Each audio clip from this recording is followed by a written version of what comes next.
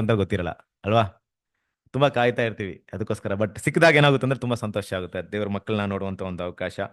ಅದೇ ರೀತಿಯಾಗಿ ಎದು ನೋಡಿದಂತ ಒಂದು ಅವಕಾಶ ದೇವ್ರು ನನಗೆ ಈ ಸಮಯದಲ್ಲಿ ನಿಮಗೆ ನನಗೆ ಕೊಟ್ಟಿದ್ದಾರೆ. ಸೊ ಹಾಗಾಗಿ ನೋಡ್ಬೇಕಾದ್ರೆ ಇವತ್ತಿನ ಒಂದು ಪಾಠ ಯಾವ ಒಂದು ವಿಷಯದ ಮೇಲೆ ಆಧಾರವಾಗಿದೆ ಅಂತ ನೋಡ್ಬೇಕಾದ್ರೆ ನಾವು ನೋಡಿದ ಹಾಗೆ ಮರಣದವರೆಗೂ ನಂಬಿಕಸ್ತನಾಗಿರೋ. ಏನ್ ಸಿಗುತ್ತೆ ನಿಮ್ಗೆ? ಜೀವವೆಂಬ ಜಯಮಾಲೆ. ಕೇಳಿದ ತಕ್ಷಣ ನಮ್ಗೆ ಹೆಂಗ್ ಅನ್ಸುತ್ತೆ?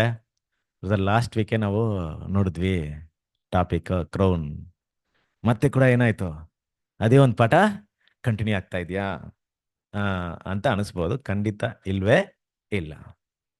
ಹಾಗಾಗಿ ಇವತ್ತು ನೀವು ನೋಡುವಂಥ ಟಾಪಿಕ್ ತುಂಬಾ ವಿಭಿನ್ನವಾದಂಥ ಒಂದು ವಿಷಯವಾಗಿರುತ್ತೆ. ಕಾರಣಗಳಿಂದ ಇದನ್ನ ನಾವು ರಿಪ್ರಿನ್ಸ್ 2620 ಮತ್ತು ರಿಪ್ರಿನ್ಸ್ 3325 ಅನ್ನುವಂಥ ಸಹೋದರ ರೈಟಿಂಗ್ಸ್ ಅಲ್ಲಿ ಆಧಾರವಾಗಿ ಈ ವಿಷಯವನ್ನ ಇಲ್ಲಿ ಮಾತಾಡಕ್ಕೆ ನಾವು ಹೋಗ್ತಾ ಇದೀವಿ.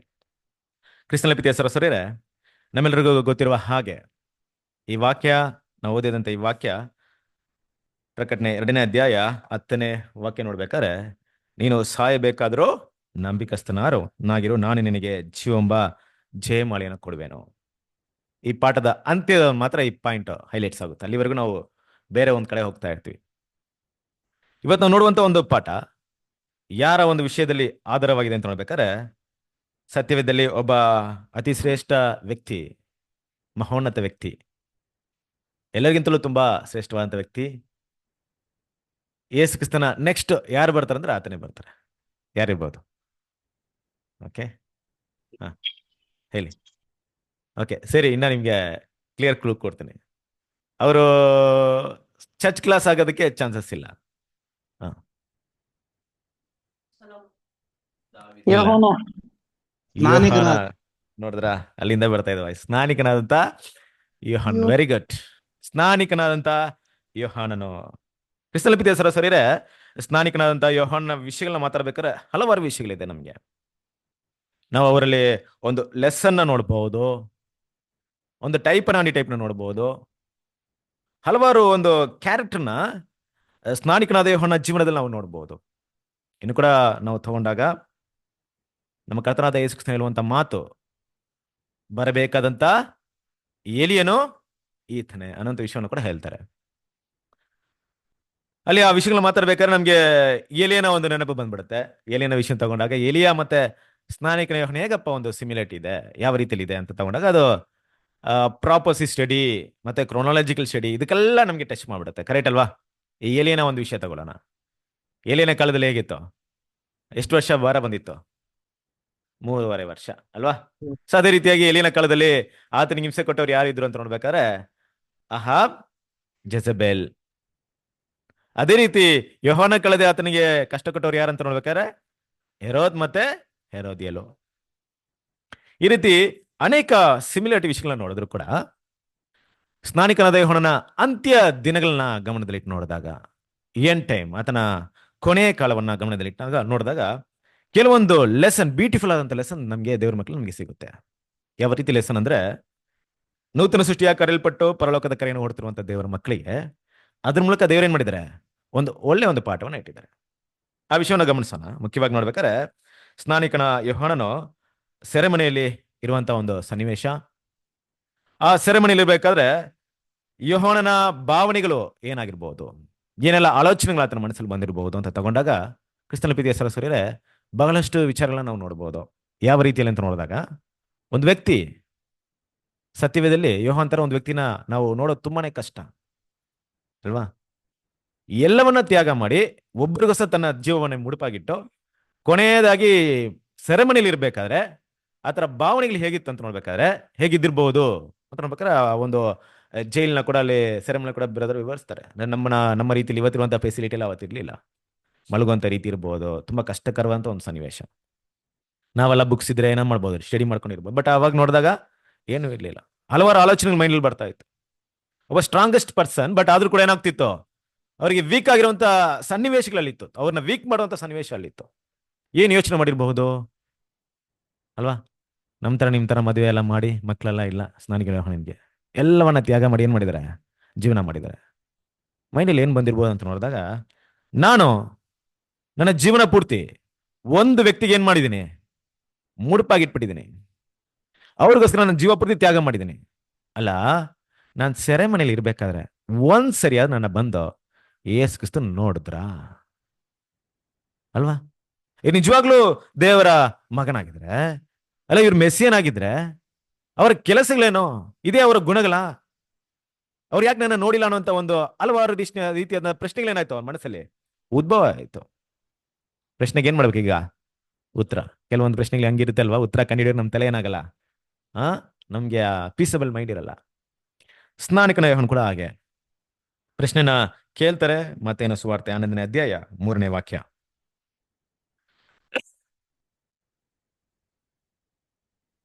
ಹೋದ್ರಿ? ಬರಬೇಕಾದವನು ಹ್ಮ್ ನೀನೋ, ಹ್ಮ್ ನಾನು ಬೇರೊಬ್ಬನ ದಾರಿಯನ್ನು ನೋಡಬೇಕು ಎಂದು ಹೇಳಿಸಿದನು. ತನ್ನ ಶಿಷ್ಯರ ಬಳಿ ಹೇಳಿ ಕಳಿಸ್ತಾರೆ, ಅವರಪ್ಪ ನನ್ಗೊಂದು ಡೌಟ್ ಇದೆ, ಅದನ್ನ ಕ್ಲಿಯರ್ ಮಾಡ್ಕೊಂಬನ್ರಿ. ನೇರವಾಗಿ ಯೇಸು ಕ್ರಿಸ್ತನ ಹತ್ರ ಹೋಗಿ ನಾನು ಕೇಳಿದಂತ ಈ ಪ್ರಶ್ನೆನ ಅವ್ರಿಗೆ ಕೇಳಿ ಅವ್ರೇನು ಉತ್ತರ ಕೊಡ್ತಾರ ತಗೊಂಡು ನನಗೆ ತಿಳಿಸಿ ಅಂತ ಏನ್ ಮಾಡ್ತಾರೆ, ಅವರ ಶಿಷ್ಯರ ಬಳಿ ಹೇಳಿ ಕಳಿಸ್ತಾರೆ. ಬರಬೇಕಾದವನು ನೀನು, ನಾನು ಬೇರೊಬ್ಬನ ದಾರಿಯನ್ನು ನೋಡಬೇಕು ಅಂತ ಹೇಳಿ ಕಳಿಸ್ತಾರೆ ಕ್ರಿಸ್ತನ ಪ್ರೀತಿಯ ಸರ್. ಈ ಒಂದು ವಿಷಯ ತಗೊಂಡಾಗ ಅಲ್ಲಿ ಕರ್ತನಾದ ಯೇಸು ಕ್ರಿಸ್ತನ ಯಾವ ರೀತಿ ಉತ್ತರ ಕೊಡ್ತಾರೆ? ಅವ್ರಿಗೆ ಬಾರಪ್ಪ, ನಿಮ್ಮ ಪ್ರಶ್ನೆಗೆ ಉತ್ತರ ಕೊಡ್ತೀನಿ. ನಿಮಗೆ ಕನ್ಫ್ಯೂಷನ್ ಇರ್ಬೋದು, ನಾನು ಈಗ ಫಸ್ಟ್ ಕಮಿಂಗ್ ಬಂದಿದ್ದೀನಿ, ಸೆಕೆಂಡ್ ಕಮಿಂಗ್ ಅಂತ ಒಂದಿದೆ. ಆಗ ಬಂದು ನಾನು ಏನ್ ಮಾಡ್ತೀನಿ, ನಾನು ಎಲ್ಲ ಲೋಕವನ್ನ ರಿಸ್ಟೋರ್ ಮಾಡೋಂಥ ಕೆಲಸ ಮಾಡ್ತೀನಿ. ಈಗ ನನ್ನ ಕೆಲಸ ಏನಪ್ಪಾ ಅಂದ್ರೆ ಇದೆ ಅಂತ ಏನಾದ್ರೂ ಎಕ್ಸ್ಪ್ಲೈನ್ ಮಾಡಿದ್ರ? ಇಲ್ಲ. ಅಂದ್ರೆ ಆ ಸ್ನಾನಿಕನ ಯೋಹಾನನ ಪ್ರಶ್ನೆಗೆ ಏನು ಉತ್ತರ ಕೊಟ್ರೆ ಅವರ ಒಂದು ನಂಬಿಕೆ ಆ ಪ್ರಶ್ನೆಗೆ ಒಂದು ಸರಿಯಾಗಿರುತ್ತೋ ಅದನ್ನ ಮಾತ್ರ ಏನ್ ಮಾಡ್ತಾರೆ, ಯೇಸು ಕ್ರಿಸ್ತನ ಹೇಳಿ ಕಳಿಸ್ತಾರೆ. ನೋಡ್ರಿ, ನೀವು ಕಂಡು ನೋಡಿದ್ದನ್ನು ಹೋಗಿ ತಿಳಿಸ್ರಿ. ಕುರುಡರಿಗೆ ಕಣ್ಣು ಬರ್ತಾ ಇದೆ, ಕಿವಿಡರಿಗೆ ಕಿವಿ ಕೇಳಿಸ್ತಾ ಇದೆ, ವ್ಯಾಧಿಸ್ತರು ರೋಗಸ್ಥರು ಏನ್ ಮಾಡ್ತಾರೆ, ಸ್ವಸ್ಥವಾಗ್ತಿದ್ದಾರೆ. ಇದು ನನ್ನ ಕೆಲಸ, ನಾನು ಅಪಾಯಿಂಟ್ ಮಾಡುವಂತ ಕೆಲಸ ಇದು. ನನ್ನ ಕುರಿತು ಸಂದೇಹ ಪಡೆದವನೇ ಧನ್ಯನು ಅಂತ ವಿಶ್ವನ ಏನ್ ಮಾಡ್ತಾ ಹೇಳಿ ಕಳಿಸ್ತಾರೆ. ಕ್ರಿಸ್ತನ ಪ್ರೀತಿಯ ಸರಸರೇ, ಇಲ್ಲಿ ನಾವು ನೋಡುವಂತ ಪಾಠದಲ್ಲಿ ಹೆಜ್ಜೆ ಹೆಜ್ಜೆಗೂ ನಮಗಿರುವಂತ ಲೆಸನ್ ಕಲ್ತ್ಕೊಂಡು ಹೋಗೋಣ. ಅದು ತುಂಬಾ ಯೂಸ್ಫುಲ್ ಆಗಿರುತ್ತೆ. ಈ ಒಂದು ಇನ್ಸಿಡೆಂಟ್ ಅಲ್ಲಿ ದೇವ್ರ ಮಕ್ಕಳು ಯಾವ ರೀತಿ ಪಾಠ ಕಲಿಬಹುದು, ಈ ಒಂದು ಇನ್ಸಿಡೆಂಟ್, ಇದೊಂದು ಪಾರ್ಟ್. ಇನ್ನು ಹಲವಾರು ವಿಷಯಗಳಿದೆ. ಇದನ್ನ ನೋಡ್ಬೇಕಾದ್ರೆ ನಾವು ಆಗ್ಲೇ ನೋಡಿದ್ವಿ, ಗೊಂದಲದ ಸಮಯದಲ್ಲಿ ದೇವರ ಮಕ್ಕಳ ಒಂದು ತೀರ್ಮಾನ ಯಾವ ರೀತಿ ಇರುತ್ತೆ. ಸಹೋದರಲ್ಲಿ ಮಾತಾಡ್ಬೇಕಾದ್ರೆ ಕೆಲವೊಂದು ಸನ್ನಿವೇಶ ನಮ್ಮ ಜೀವನದಲ್ಲಿ ಹೇಗಿರುತ್ತೆ ಅಂದ್ರೆ, ನಾವೆಲ್ಲ ಕೂಡ ದೇವರಿಗೋಸ್ಕರ ಮಾಡಿರ್ತೀವಿ, ದೇವರಿಗೋಸ್ಕರ ತ್ಯಾಗ ಮಾಡಿರ್ತೀವಿ. ಸುವಾರ್ತೆ ಸೇವೆ ಇರ್ಬೋದು, ದೇವರು ನಮಗೆ ನೇಮಿಸಿಕೊಟ್ಟಂತ ಕೆಲಸಗಳಿರ್ಬೋದು, ಅದನ್ನ ಯಾವ ರೀತಿ ಹೇಳಿರ್ತಾರೆ ಅದೇ ರೀತಿ ಮಾಡ್ಕೊಂಡಿರ್ತೀವಿ. ಮಾಡ್ಕೊಂಡು ಹೋಗ್ತಾ ಹೋಗ್ತಾ ನಾವೇನ್ ಅನ್ಕೊಂಡಿರ್ತೀವಿ ಅಂದ್ರೆ ಎಲ್ಲ ಕೂಡ ಅನುಕೂಲವಾಗಿ ನಡೆಯುತ್ತೆ ಅಂತ ಎಕ್ಸ್ಪೆಕ್ಟ್ ಮಾಡಿರ್ತೀವಿ. ಆದ್ರೆ ಏನಾಗಲ್ಲ, ನಡೆಯಲ್ಲ. ನಾವ್ ಏನ್ ಎದುರು ನೋಡ್ತೀವೋ ಆ ರೀತಿ ಏನಾಗಲ್ಲ, ನಡೆಯಲ್ಲ. ಅನ್ಎಕ್ಸ್ಪೆಕ್ಟೆಡ್, ನಾವು ಎದುರು ನೋಡಿದಿರೋಂತ ವಿಪರೀತಗಳು ಏನಾಗ್ಬಿಡುತ್ತೆ, ನಡೀತಾ ಇರುತ್ತೆ. ಅವಾಗ ನಮ್ಮ ಮನಸ್ಸಲ್ಲಿ ಒಂದು ಪ್ರಶ್ನೆ ಬಂದ್ಬಿಡುತ್ತೆ. ಯಾವ ರೀತಿ ಪ್ರಶ್ನೆ ಬರುತ್ತೆ ನಮ್ಮ ಮನಸ್ಸಲ್ಲಿ? ಸಾಮಾನ್ಯವಾಗಿ ದೇವ್ರ ಮಕ್ಕಳು ದೇವರಿಗೋಸ್ಕರ ನಿಜವಾಗ್ಲೂ ತ್ಯಾಗ ಮಾಡಿ, ಅದನ್ನ ಸೇವೆ ಇರ್ಬೋದು, ಸ್ವಾರ್ಥ ಕೆಲಸಗಳಿರ್ಬೋದು, ದೇವರಿಗೋಸ್ಕರ ತ್ಯಾಗ ಮಾಡಿ ಜೀವನ ಮಾಡ್ತಿರ್ಬೇಕಾದ್ರೆ ನಮಗೆ ಒಳ್ಳೇದು ನಡೆಯ ಬದಲು ಅನೇಕ ಕಷ್ಟಗಳು, ಅವಮಾನಗಳು, ನಿಂದನೆಗಳು, ಈ ರೀತಿಯಾದ ವಿಷಯಗಳು ಸಂಭವಿಸಿದಾಗ ಯಾವ ರೀತಿ ಮನಸ್ಸು, ಯಾವ ರೀತಿ ಪ್ರಶ್ನೆ ಬರುತ್ತೆ ನಮ್ಮಲ್ಲಿ? ಸ್ನಾನಿಕ ಯೋಹಾನ ಬಂದ ರೀತಿಯಲ್ಲಿ ಕರೆಕ್ಟ್ ಅಲ್ವಾ? ಸ್ನಾನಿಕ ಯೋಹಾನ ಒಂದು ಒಳ್ಳೆ ಕೆಲಸ ಮಾಡಿದ್ರು, ಗಮನವಿಟ್ಟು ನೋಡ್ರಿ. ತನಗೆ ಪ್ರಶ್ನೆ ಬಂತಂದ್ಬಿಟ್ಟು ಮನಸ್ಸಲ್ಲೇ ಇಟ್ಕೊಂಡು ಕೊರಗಲಿಲ್ಲ, ಇಲ್ದೆ ಎಲ್ರಿಗೂ ಹೇಳ್ಕೊಂಡು ಅದ್ರ ಬಗ್ಗೆ ಏನ್ ಮಾಡಿಲ್ಲ, ಶೇರ್ ಮಾಡ್ತಾ ಇರ್ಲಿಲ್ಲ. ಈ ತರ ಆಗ್ಬಿಡ್ತು, ನಾನು ತಪ್ಪು ಮಾಡ್ಬಿಟ್ಟೆ, ಗೊತ್ತಿಲ್ಲ ಯೇಸು ಕ್ರಿಸ್ತನೇ ಅದಂದ್ಬಿಟ್ಟು ಆತರ ಮಾಡಿಲ್ಲ. ಇಲ್ಲ ಹೇಳದೆ ಮನಸ್ಸಲ್ಲಿ ಇಟ್ಕೊಂಡು ಏನ್ ಮಾಡಲ್ಲ, ಕೊರಗಲಿಲ್ಲ. ಸೊ ಇದು ಎರಡು ಕೂಡ ಏನ್ ಅನ್ಸುತ್ತೆ, ಯೋಚನೆ ಮಾಡ್ರಿ. ಕೆಲವೊಂದು ಟೈಮಲ್ಲಿ ನಮ್ಮ ಪ್ರಶ್ನೆ ಹೆಂಗಿರುತ್ತೆ ಅಂದ್ರೆ, ತಮ್ಮ ಕಷ್ಟಗಳನ್ನ ಯಾರಿಗೂ ಹೇಳ್ಕೊಳ್ಳೋಕ್ಕೂ ಆಗಲ್ಲ ಅಲ್ವಾ? ಇಲ್ಲದಿದ್ರೆ ಏನ್ ಮಾಡ್ತೀವಿ, ಯಾರ ಹತ್ರ ಹೇಳ್ಬೇಕೋ ಅವ್ರಿಗೆ ಹೇಳೋದ್ ಬಿಟ್ಟು ಮಿಕ್ಕಿದ ಎಲ್ಲರ ತರ ಏನ್ ಮಾಡ್ತಾ ಇರ್ತೀವಿ. ಆದ್ರೆ ಸ್ನಾನಿಕ ಯೋಹಾನ ಏನ್ ಮಾಡಿಲ್ಲ, ಆ ರೀತಿ ಮಾಡಿಲ್ಲ. ಕರೆಕ್ಟ್ ಪರ್ಸನ್ಗೆ ಇದು ಮಾಡಿದ್ರು. ಈ ರೀತಿ ನಮ್ಗೊಂದು ಪ್ರಶ್ನೆ ಬಂದಾಗ ದೇವ್ರ ಮಕ್ಕಳು ಯಾವ ರೀತಿ ನಿರ್ಧಾರ ತಗೊಳ್ತೀವಿ ಮತ್ತೆ ಯಾವ ರೀತಿ ನಿರ್ಧಾರ ತಗೊಳ್ಬೇಕಾಗಿದೆ, ಮೊದಲನೇದಾಗಿ ದೇವ್ರ ಮಕ್ಕಳು ಆಲೋಚನೆ ಮಾಡ್ಬೇಕಂತ ಒಂದು ವಿಷಯ ಏನಪ್ಪಾ ಅಂದ್ರೆ, ನಾವು ಇಷ್ಟೆಲ್ಲ ವಿಷಯಗಳು ಮಾಡಿರ್ಬೇಕಾದ್ರೆ ಫಸ್ಟ್ ನಾನು ದೇವರಿಗೆ ಮೆಚ್ಚುಗೆಯಾಗಿ ನಿಜವಾಗಿ ನಡೀತಾ ಇದ್ದೀನ, ದೇವರ ವಾಕ್ಯದ ಪ್ರಕಾರ ನಡೀತಾ ಇದ್ದೀನ, ಎಲ್ಲಾದ್ರೂ ದೇವರಿಗೆ ಇಡಿಸಿದಂತ ಕೆಲಸಗಳನ್ನ ಮಾಡ್ತಾ ಇದ್ದೀನ? ಯಾಕಂದ್ರೆ ಎಲ್ಲ ಸರಿಯಾಗಿ ಹೋದಾಗ ಈ ಆಲೋಚನೆ ಬರಲ್ಲ ನಮ್ಮ ಮೈಂಡಲ್ಲಿ. ಕರೆಕ್ಟಾ? ಎಲ್ಲೋ ಒಂದೇನೋ ಆದಾಗ ಏನಾಗುತ್ತೆ, ಮೈಂಡ್ ಏನೋ ಆಗಿದೆಪ್ಪ, ಅದನ್ನ ಏನ್ ಮಾಡ್ಬೇಕು, ತಿತ್ಕೊಬೇಕು ಅಂತ ಏನ್ ಮಾಡ್ತೀವಿ, ಯೋಚನೆ ಮಾಡಕ್ಕೆ ಶುರು ಮಾಡ್ತೀವಿ. ಯಾವ ಒಂದು ಸ್ಥಳದಲ್ಲಿ ನಾನು ದೇವರಿಗೆ ಇಷ್ಟವಿಲ್ಲದ ಒಂದು ಕೆಲಸವನ್ನ ಮಾಡಿದ್ದೀನಿ, ಇಲ್ಲವೇ ದೇವರ ವಾಕ್ಯಕ್ಕೆ ವಿರುದ್ಧವಾಗಿ ನಡೀತಾ ಇದ್ದೀನಿ, ಅದನ್ನ ಪರಿಶೀಲನೆ ಮಾಡುವಂತ ಕೆಲಸ ಯಾರ ಕೈಲಿರುತ್ತೆ, ನಮ್ಮ ಕೈಲಿರುತ್ತೆ. ಮೊದಲನೇ ಕೆಲಸ ಅದನ್ನ ನಾವು ದೇವ್ರ ಮಕ್ಳು ಏನ್ ಮಾಡ್ಬೇಕಾಗಿದೆ, ಮಾಡಬೇಕಾಗಿದೆ, ಐಡೆಂಟಿಫಿಕೇಶನ್ ಮಾಡಬೇಕಾಗಿದೆ. ಅದನ್ನ ಮಾಡಿ ದೇವರಿಗೆ ಮೆಚ್ಚುಗೆ ಆದಂತ ಕೆಲಸವನ್ನ ಎಲ್ಲಿ ಸರಿ ಮಾಡ್ಬೇಕೋ ಸರಿ ಮಾಡುವಂತ ಕೆಲಸವನ್ನ ಮಾಡೋದು ಮೊದಲನೇ ವಿಷಯ. ಈ ರೀತಿ ವಿಷಯ ಬಂದಾಗ, ಯಾವ ರೀತಿ ವಿಷಯ ಬಂದಾಗ, ನನ್ನ ಮನಸ್ಸಲ್ಲಿ ನಾನು ಎಲ್ಲ ಕರೆಕ್ಟಾಗಿ ಮಾಡ್ಕೊಳ್ತಾ ಇದ್ದೀನಿ ಅಂತ ಅನಿಸ್ತಾ ಇದ್ದಾಗ, ಆದ್ರೆ ನಡೀತಿರುವಂತ ಕೆಲಸಗಳು ನನಗೆ ಅನಾನುಕೂಲವಾಗಿ ನಡೀತಾ ಇರಬೇಕಾದ್ರೆ, ಆಗ ನನ್ನ ಮನಸ್ಸಲ್ಲಿ ಬರುವಂತ ಪ್ರಶ್ನೆಗಳಿಗೆ ನಾನು ಇದೇ ಪ್ರಶ್ನೆ ಕೇಳ್ಕೊಬೇಕು ನನಗೆ, ಅಲ್ವಾ? ಒಂದ್ ವೇಳೆ ನನ್ನ ಮನಸ್ಸಿಗೆ ಏನ್ ಅನ್ಸುತ್ತೆ, ಇಲ್ಲ ನಾನು ಎಲ್ಲ ಕೂಡ ಕರೆಕ್ಟಾಗಿ ಮಾಡ್ತಾ ಇದ್ದೀನಿ, ಎಲ್ಲೂ ಕೂಡ ನನಗೆ ಮಿಸ್ಟೇಕ್ ಕಾಣಿಸ್ತಾ ಇಲ್ಲ ಅಂದ್ರೆ ಏನ್ ಮಾಡ್ಬೇಕು? ಮೊದಲನೇ ವಿಚಾರ ಮಿಸ್ಟೇಕ್ ಇದ್ರೆ ಏನ್ ಮಾಡೋಣ? ಸರಿ ಮಾಡ್ಕೊಳ್ಳೋಣ. ಎರಡನೇ ವಿಚಾರ ಏನ್ ಅನ್ಸುತ್ತೆ? ಏನು ಮಿಸ್ಟೇಕ್ ಕಾಣಿಸ್ಕೊಳ್ತಾ ಇಲ್ಲ, ನಾನು ದೇವರ ದೃಷ್ಟಿಯಲ್ಲಿ ಕರೆಕ್ಟಾಗಿ ಮಾಡ್ಕೊಳ್ತಾ ಅಂತ ವಾಕ್ಯದ ಪ್ರಕಾರ ನಡ್ಕೊಳ್ತಾ ಇದ್ದೀನಿ, ಮತ್ತೆ ನನ್ನ ಮನಸ್ಸಿಗೆ ಯಾವುದೇ ರೀತಿ ತಪ್ಪು ನನಗೆ ಕಾಣಿಸ್ಕೊಳ್ತಾ ಇಲ್ಲ, ಆದ್ರೂ ಕೂಡ ಏಕೆ ಈ ರೀತಿ ಸಂಭವಿಸ್ತಾ ಇದೆ ಅನ್ನೋಂಥ ಪ್ರಶ್ನೆ ಬಂದಾಗ ದೇವ್ರ ಮಕ್ಳು ಏನ್ ಮಾಡ್ಬೇಕು? ಆ ದೇವರ ದಾರಿಗೆ ಬಿಟ್ಬಿಡ್ಬೇಕು. ದೇವರ ಮಕ್ಕಳನ್ನ ಆತನು ಪ್ರೀತಿಸುವರ ಮೇರೆಗೆ ಅವರಿಗೆ ನಡೆಯುವಂತ ಎಲ್ಲ ಕೆಲಸಗಳು ಏನಾಗಿದೆ? ಅವರಿಗೆ ಅನುಕೂಲಕರವಾಗಿದೆ. ಕರೆಕ್ಟ್ ಅಲ್ವಾ? ರೋಮಪುರದವರು 8ನೇ ಅಧ್ಯಾಯ 28ನೇ ವಾಕ್ಯ. ದೇವ್ರು ನಮ್ಗೆ ಏನು ಅನುಮತಿ ಮಾಡ್ತಾರೋ ಅದರ ಉದ್ದೇಶ ಏನು ನೋಡಿ. ಕನ್ನಡದಲ್ಲಿ ಒಂದೊಂದು ಟಾಪಿಕ್ ಇದೆ, ಇದನ್ನ ಓದಕ್ಕಾಗುತ್ತಾ ನೋಡ್ರಿ.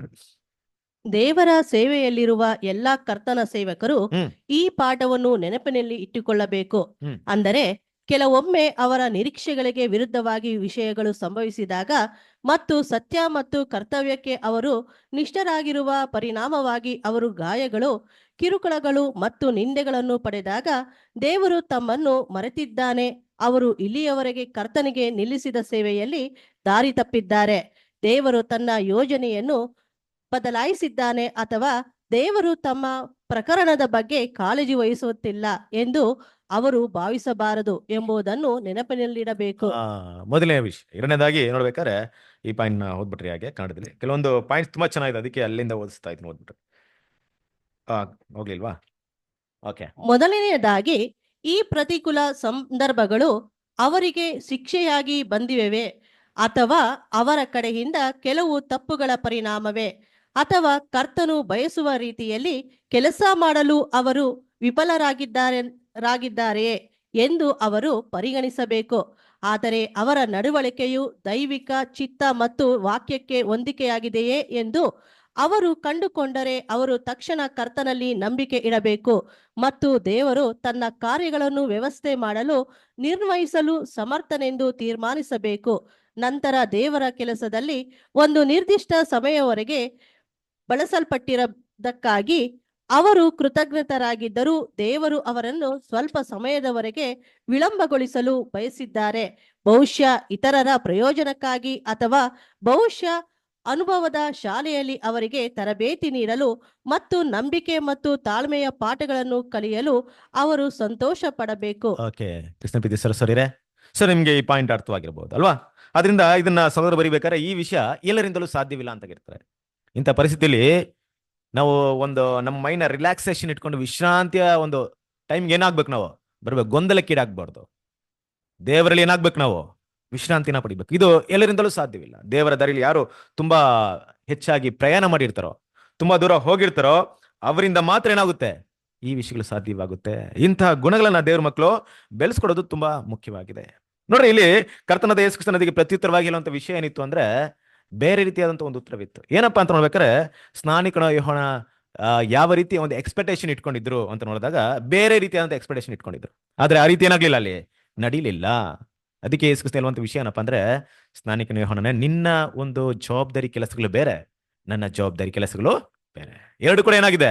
ವಿಭಿನ್ನವಾಗಿದೆ ಅಲ್ವಾ? ನೀನು ಬಂದಂತ ಒಂದು ಕೆಲಸವನ್ನ, ದೇವ್ರು ನೀನು ಕೊಟ್ಟಿರುವಂತ ಕೆಲಸ ನೀವು ಮಾಡ್ತಾ ಇದ್ದೀರಾ, ಆದ್ರೆ ಅದಕ್ಕೆ ತಕ್ಕ ಹಾಗೆ ನಾನು ಮಾಡ್ಬೇಕಂತ ನೀವು ಅಪೇಕ್ಷೆ ಪಡ್ತಾ ಇದ್ದೀರಾ. ಅದು ದೇವರ ಉದ್ದೇಶ ಅಲ್ಲ. ಬದಲಾಗಿ ದೇವರ ಉದ್ದೇಶ ಬೇರೆ. ನನಗೆ ದೇವ್ರು ಕೊಟ್ಟಿರುವಂತ ಕೆಲಸವನ್ನ ನಾನು ಮಾಡ್ತಾ ಇದ್ದೀನಿ. ಎರಡೂ ಒಂದು ಸೇವೆಗಳೇನಿದೆ, ಬೇರೆ ಬೇರೆ ರೀತಿಯಾದಂತ ಸೇವೆಗಳು. ಸ್ನಾನಿಕ ಯೋಹಾನನ ಸೇವೆನೇ ಬೇರೆ, ಯೇಸು ಕ್ರಿಸ್ತನ ಸೇವೆನೇ ಬೇರೆ. ಈ ವಿಷಯ ಯಾರಿಗೂ ಅರ್ಥವಾಗ್ಲಿಲ್ಲ? ಯೋಹಾನನಿಗೆ ಅರ್ಥವಾಗಲಿಲ್ಲ. ಆದ್ರೂ ಕೂಡ ಯೋಹಾನ್ ಮಾಡಿದಂತ ಒಂದು ಒಳ್ಳೆ ಕೆಲಸ ಏನಪ್ಪಾ ಅಂದ್ರೆ, ಡೌಟ್ ನಮ್ಮ ಮನಸ್ಸಲ್ಲಿ ಇಟ್ಕೊಳ್ಳಿ ಏನ್ ಮಾಡಿದ್ರು? ಕ್ಲಾರಿಫಿಕೇಶನ್ ಮಾಡ್ಕೊಂಡ್ರು. ಸರಿಯಾದ ಉತ್ತರಕ್ಕೋಸ್ಕರ ಯೇಸು ಕ್ರಿಸ್ತನ ಕೇಳಿ ಪಡ್ಕೊಂಡ್ರು. ಈಗ ನಮ್ಮ ಮುಂದೆ ಬರುವಂತ ನೆಕ್ಸ್ಟ್ ವಿಷಯ ಏನಪ್ಪಾ ಅಂದ್ರೆ, ಸ್ನಾನಿಕನಾದ ಯೋಹಾನನು ಮಾಡಿದಂತ ಆ ಕೆಲಸ ಸರಿನಾ? ಸರಿ ಇರ್ಬೋದಾ? ಅವಾಗ ಸೆರೆಮನೆಗೆ ಹೋಗೋದಕ್ಕೆ ಕಾರಣವೇನು? ಸ್ನಾನಿಕನ ಯೋಹಾನನು ಕರೆಕ್ಟ್ ಅಲ್ವಾ? ಏನ್ ಅನ್ಸುತ್ತೆ ನಮ್ಗೆ? ಬಾಯಿನ ಬೀಗ ಹಾಕಿ ಸುಮ್ಮನೆ ಇದ್ಬಿಟ್ಟಿದ್ರೆ ಇಷ್ಟೆಲ್ಲ ನಡೀತಾ ಇತ್ತಾ? ಯಾಕಪ್ಪ ರಾಜರ ವಿಷಯಕ್ಕೆ ಹೋಗ್ಬೇಕಾಯ್ತು? ದೊಡ್ಡ ಮನೆಯವರ ಸಹವಾಸಕ್ಕೆ ಯಾಕೆ ಹೋಗ್ಬೇಕಾಯ್ತು? ಅಲ್ಲಿ ಕೈಡಕ್ಕೆ ಹೋಗಿ ಅವ್ರಿಗೆ ಅಧಿಕಾರ ಇದೆ, ತಗೊಂಡು ಜೈಲಲ್ಲಿ ಹಾಕ್ಬಿಟ್ಟೆ ಅವರೇ. ಯಾಕ್ಬಿಟ್ಟು ಯೇಸು ಕ್ರಿಸ್ತನ್ ಬರ್ಲಿಲ್ಲ ಅಂತ ಯೋಚನೆ ಮಾಡೋಂಥ ವಿಷಯದಲ್ಲಿ ಯಾವ ರೀತಿ ನ್ಯಾಯ ಇದೆ? ಅದು ಸರಿನಾ ತಪ್ಪಾ? ಆ ಯೋಹಾನ್ ಮಾಡಿದಂತ ಕೆಲಸ ಕರೆಕ್ಟ್ ಇದೆಯಾ ಅನ್ನುವಂತ ಹುಡುಕುವಂತ ಕೆಲಸಕ್ಕೆ ಕೈ ಹಾಕೋದು ಬೇಡ. ನಾವೇನ್ ನೋಡೋಣ ಅಂದ್ರೆ, ಯೋಹಾನರ ರೀತಿಯಾದಂತ ಒಂದು ಸ್ಪಿರಿಟ್ ನಮಗಿಲ್ಲ ಅನ್ನೋದನ್ನ ಅರ್ಥ ಮಾಡ್ಕೊಬೇಕು. ಯಾವ ರೀತಿ ಅಂದ್ರೆ, ತಪ್ಪನ್ನ ಹಿಡಿದು ಕರೆಕ್ಷನ್ ಮಾಡುವಂತ ಒಂದು ಕೆಲಸವನ್ನ ಸ್ನಾನಿಕನ ಯೋಹಾನ ಏನ್ ಮಾಡಿದ್ರು? ಕೈಯಲ್ಲಿ ತಗೊಂಡ್ರು. ಅದು ಅವ್ರಿಗೆ ಕೊಟ್ಟಿರುವಂತ ಸೇವೆಯ ಒಂದು ಭಾಗವಾಗಿತ್ತು. ಅದೇ ರೀತಿಯಾದಂತ ಸೇವೆ ದೇವ್ರ ಮಕ್ಳಿಗಿದೆಯಾ? ಯಾವ ರೀತಿಯಲ್ಲಿ ಅಂದ್ರೆ, ಇವತ್ತು ಕೂಡ ನಾವು ಕೆಲವೊಂದು ಟೈಮಲ್ಲಿ ಏನ್ ಮಾಡ್ತೀವಿ? ಯೋಹಾನ ಎಕ್ಸಾಂಪಲ್ ತಗೊಳ್ತೀವಿ ನೋಡ್ರಿ. ಯೋಹಾನ ಏನ್ ಮಾಡಿದ್ರು? ಬಿಟ್ರಾ? ಕರೆಕ್ಟ್ ಮಾಡಿದ್ರು ನೋಡ್ರಿ, ಬಿಡ್ಲಿಲ್ಲ ಅಲ್ವಾ? ಮಿಸ್ಟೇಕ್ ಇತ್ತು, ಅಲ್ಲೇ ಕರೆಕ್ಷನ್ ಮಾಡಿದ್ರು. ಕ್ರಿಸ್ತಲಪಿದೆ ಸರಸರಿರೆ, ತಪ್ಪನ್ನ ಕೇಳುವಂತ ವಿಷಯವಿರ್ಬೋದು, ತಪ್ಪನ್ನ ಕಂಡುಹಿಡಿಯುವಂತ ವಿಷಯದಲ್ಲಿ ದೇವರ ಮಕ್ಕಳಿಗೆ ಧೈರ್ಯ ಬೇಕು. ಆದ್ರೆ ಅದನ್ನ ತಿದ್ದುವಂತ ವಿಷಯದಲ್ಲಿ ನಾವು ಉಪಯೋಗ ಮಾಡುವಂತ ವಿಷಯಗಳೇ ಬೇರೆ ಆಗಿರಬೇಕು. ಯಾವ ರೀತಿ ಉಪಯೋಗ, ಯಾವ ರೀತಿ ವಿಷಯಗಳನ್ನ ಮಾಡ್ಬೇಕಂತ ನೋಡಿದಾಗ, ಅದಕ್ಕೆ ನಮ್ಮ ಕರ್ತನಾದ ಯೇಸು ಕ್ರಿಸ್ತನ ಬೆಸ್ಟ್ ಎಕ್ಸಾಂಪಲ್ ಆಗಿದ್ರು. ಯೋಚನೆ ಮಾಡ್ರಿ, ನಮ್ಮ ಕರ್ತನಾದ ಯೇಸು ಕ್ರಿಸ್ತನ ನೀವು ತಗೊಂಡು ನೋಡಿದಾಗ, ಪಿಲಾತನ ಮುಂದೆ ನಿಂತ್ಕೊಂಡಿದ್ದಾರೆ, ಪ್ರಶ್ನೆಗಳು ಕೇಳ್ತಾ ಇದಾರೆ. ಯೇಸು ಕ್ರಿಸ್ತನ ಮಾತಾಡಿದ್ರೆ ಪಿಲಾತ ಏನ್ ಮಾಡ್ತಿದ್ರು ಗೊತ್ತಾ? ಕಾಲಿಗೆ ಬಿದ್ದು, ಈ ಸಿಂಹಾಸನ ನಿನಗೆ ಅಪ್ಪ, ನೀನೇ ಕುತ್ಕೊಂಡ್ಬಿಡು, ನಿನ್ ಮುಂದೆ ಏನೂ ಇಲ್ಲ ಅಂತ ಏನ್ ಮಾಡ್ಬಿಡ್ತಿದ್ರು? ಹೋಗ್ಬಿಡ್ತಿದ್ರು. ಕರೆಕ್ಟ್ ಅಲ್ವಾ? ನೋಡ್ರಿ, ಅಷ್ಟು ಮಾತಾಡ್ತಿದ್ರು ಕರ್ತನಾದ ಯೇಸು ಕ್ರಿಸ್ತ. ಮಾತಾಡಿದ್ರೆ ಕರೆಕ್ಟಾ? ದೇವ್ರ ಚಿತ್ತ ನೆರವೇರ್ತಿತ್ತಾ? ಆತನ ಶಿಲುಬೆಯಲ್ಲಿ ಮಾಡೋ ನೆರವೇರ್ತಿತ್ತಾ? ಇರ್ಲಿಲ್ಲ. ನೋಡ್ರಿ, ಏನ್ ಮಾಡಿಲ್ಲ, ಮಾತಾಡ್ಲಿಲ್ಲ. ಮಾತಾಡಿದ್ರೆ ಎಷ್ಟೆಲ್ಲ ಮಾತಾಡಿರ್ಬೋದು. ಅಪೊಸ್ತಲ ಪಾಲ್ ಅಗ್ರಿಪನ ಮುಂದೆ ನಿಂತ್ಕೊಂಡಿದ್ದಾರೆ. ಅಲ್ಲೇನ್ ಮಾಡ್ತಾರೆ? ಅಗ್ರಿಪ ಹೇಳ್ತಾರೆ, ನೀನ್ ಬಿಟ್ರೆ, ಸ್ವಲ್ಪ ಬಿಟ್ಟು ನಾನನ್ನ ನೀನ್ ಮಾತಾಡಂತ ಮಾತುಗಳು ಹೇಗಿದೆ ಅಂದ್ರೆ, ನನ್ನ ಕ್ರೈಸ್ತನಾಗಿ ಬದಲಾವಣೆ ಮಾಡ್ತಾ ಇದೆ ಅಂತ ಹೇಳ್ತಿದ್ರು ಅಲ್ವಾ? ಅಷ್ಟು ಕನಿಕರವಾಗಿ ಮಾತಾಡಿದ್ರು ಅಪೊಸ್ತಲ ಪಾಲ್. ಆದ್ರೆ ಸ್ನಾನಿಕನ ಯೋಹಾನ ರೀತಿಯಲ್ಲಿ ಏನ್ ಮಾಡಿಲ್ಲ, ಮಾತಾಡಿಲ್ಲ. ದೇವ್ರ ಮಕ್ಕಳು ನಾವು ಈ ವಿಷಯ ಕೂಡ ಅರ್ಥ ಮಾಡ್ಕೊಬೇಕು. ಕೆಲವೊಂದು ಟೈಮಲ್ಲಿ ನಮ್ಮ ಭಾವನೆಗಳು ಹೇಗಿರುತ್ತೆ ಅಂದ್ರೆ, ನಾವು ಕಾನ್ಸಂಟ್ರೇಷನ್ ಮಾಡಿದ್ಮೇಲೆ ನಮ್ ಸುತ್ತಮುತ್ತ ಇರುವಂತ ಎಲ್ಲಾ ಸನ್ನಿವೇಶಗಳು ಏನಾಗ್ಬಿಡ್ಬೇಕು? ಚೇಂಜ್ ಆಗ್ಬಿಡ್ಬೇಕು ಅಲ್ವಾ?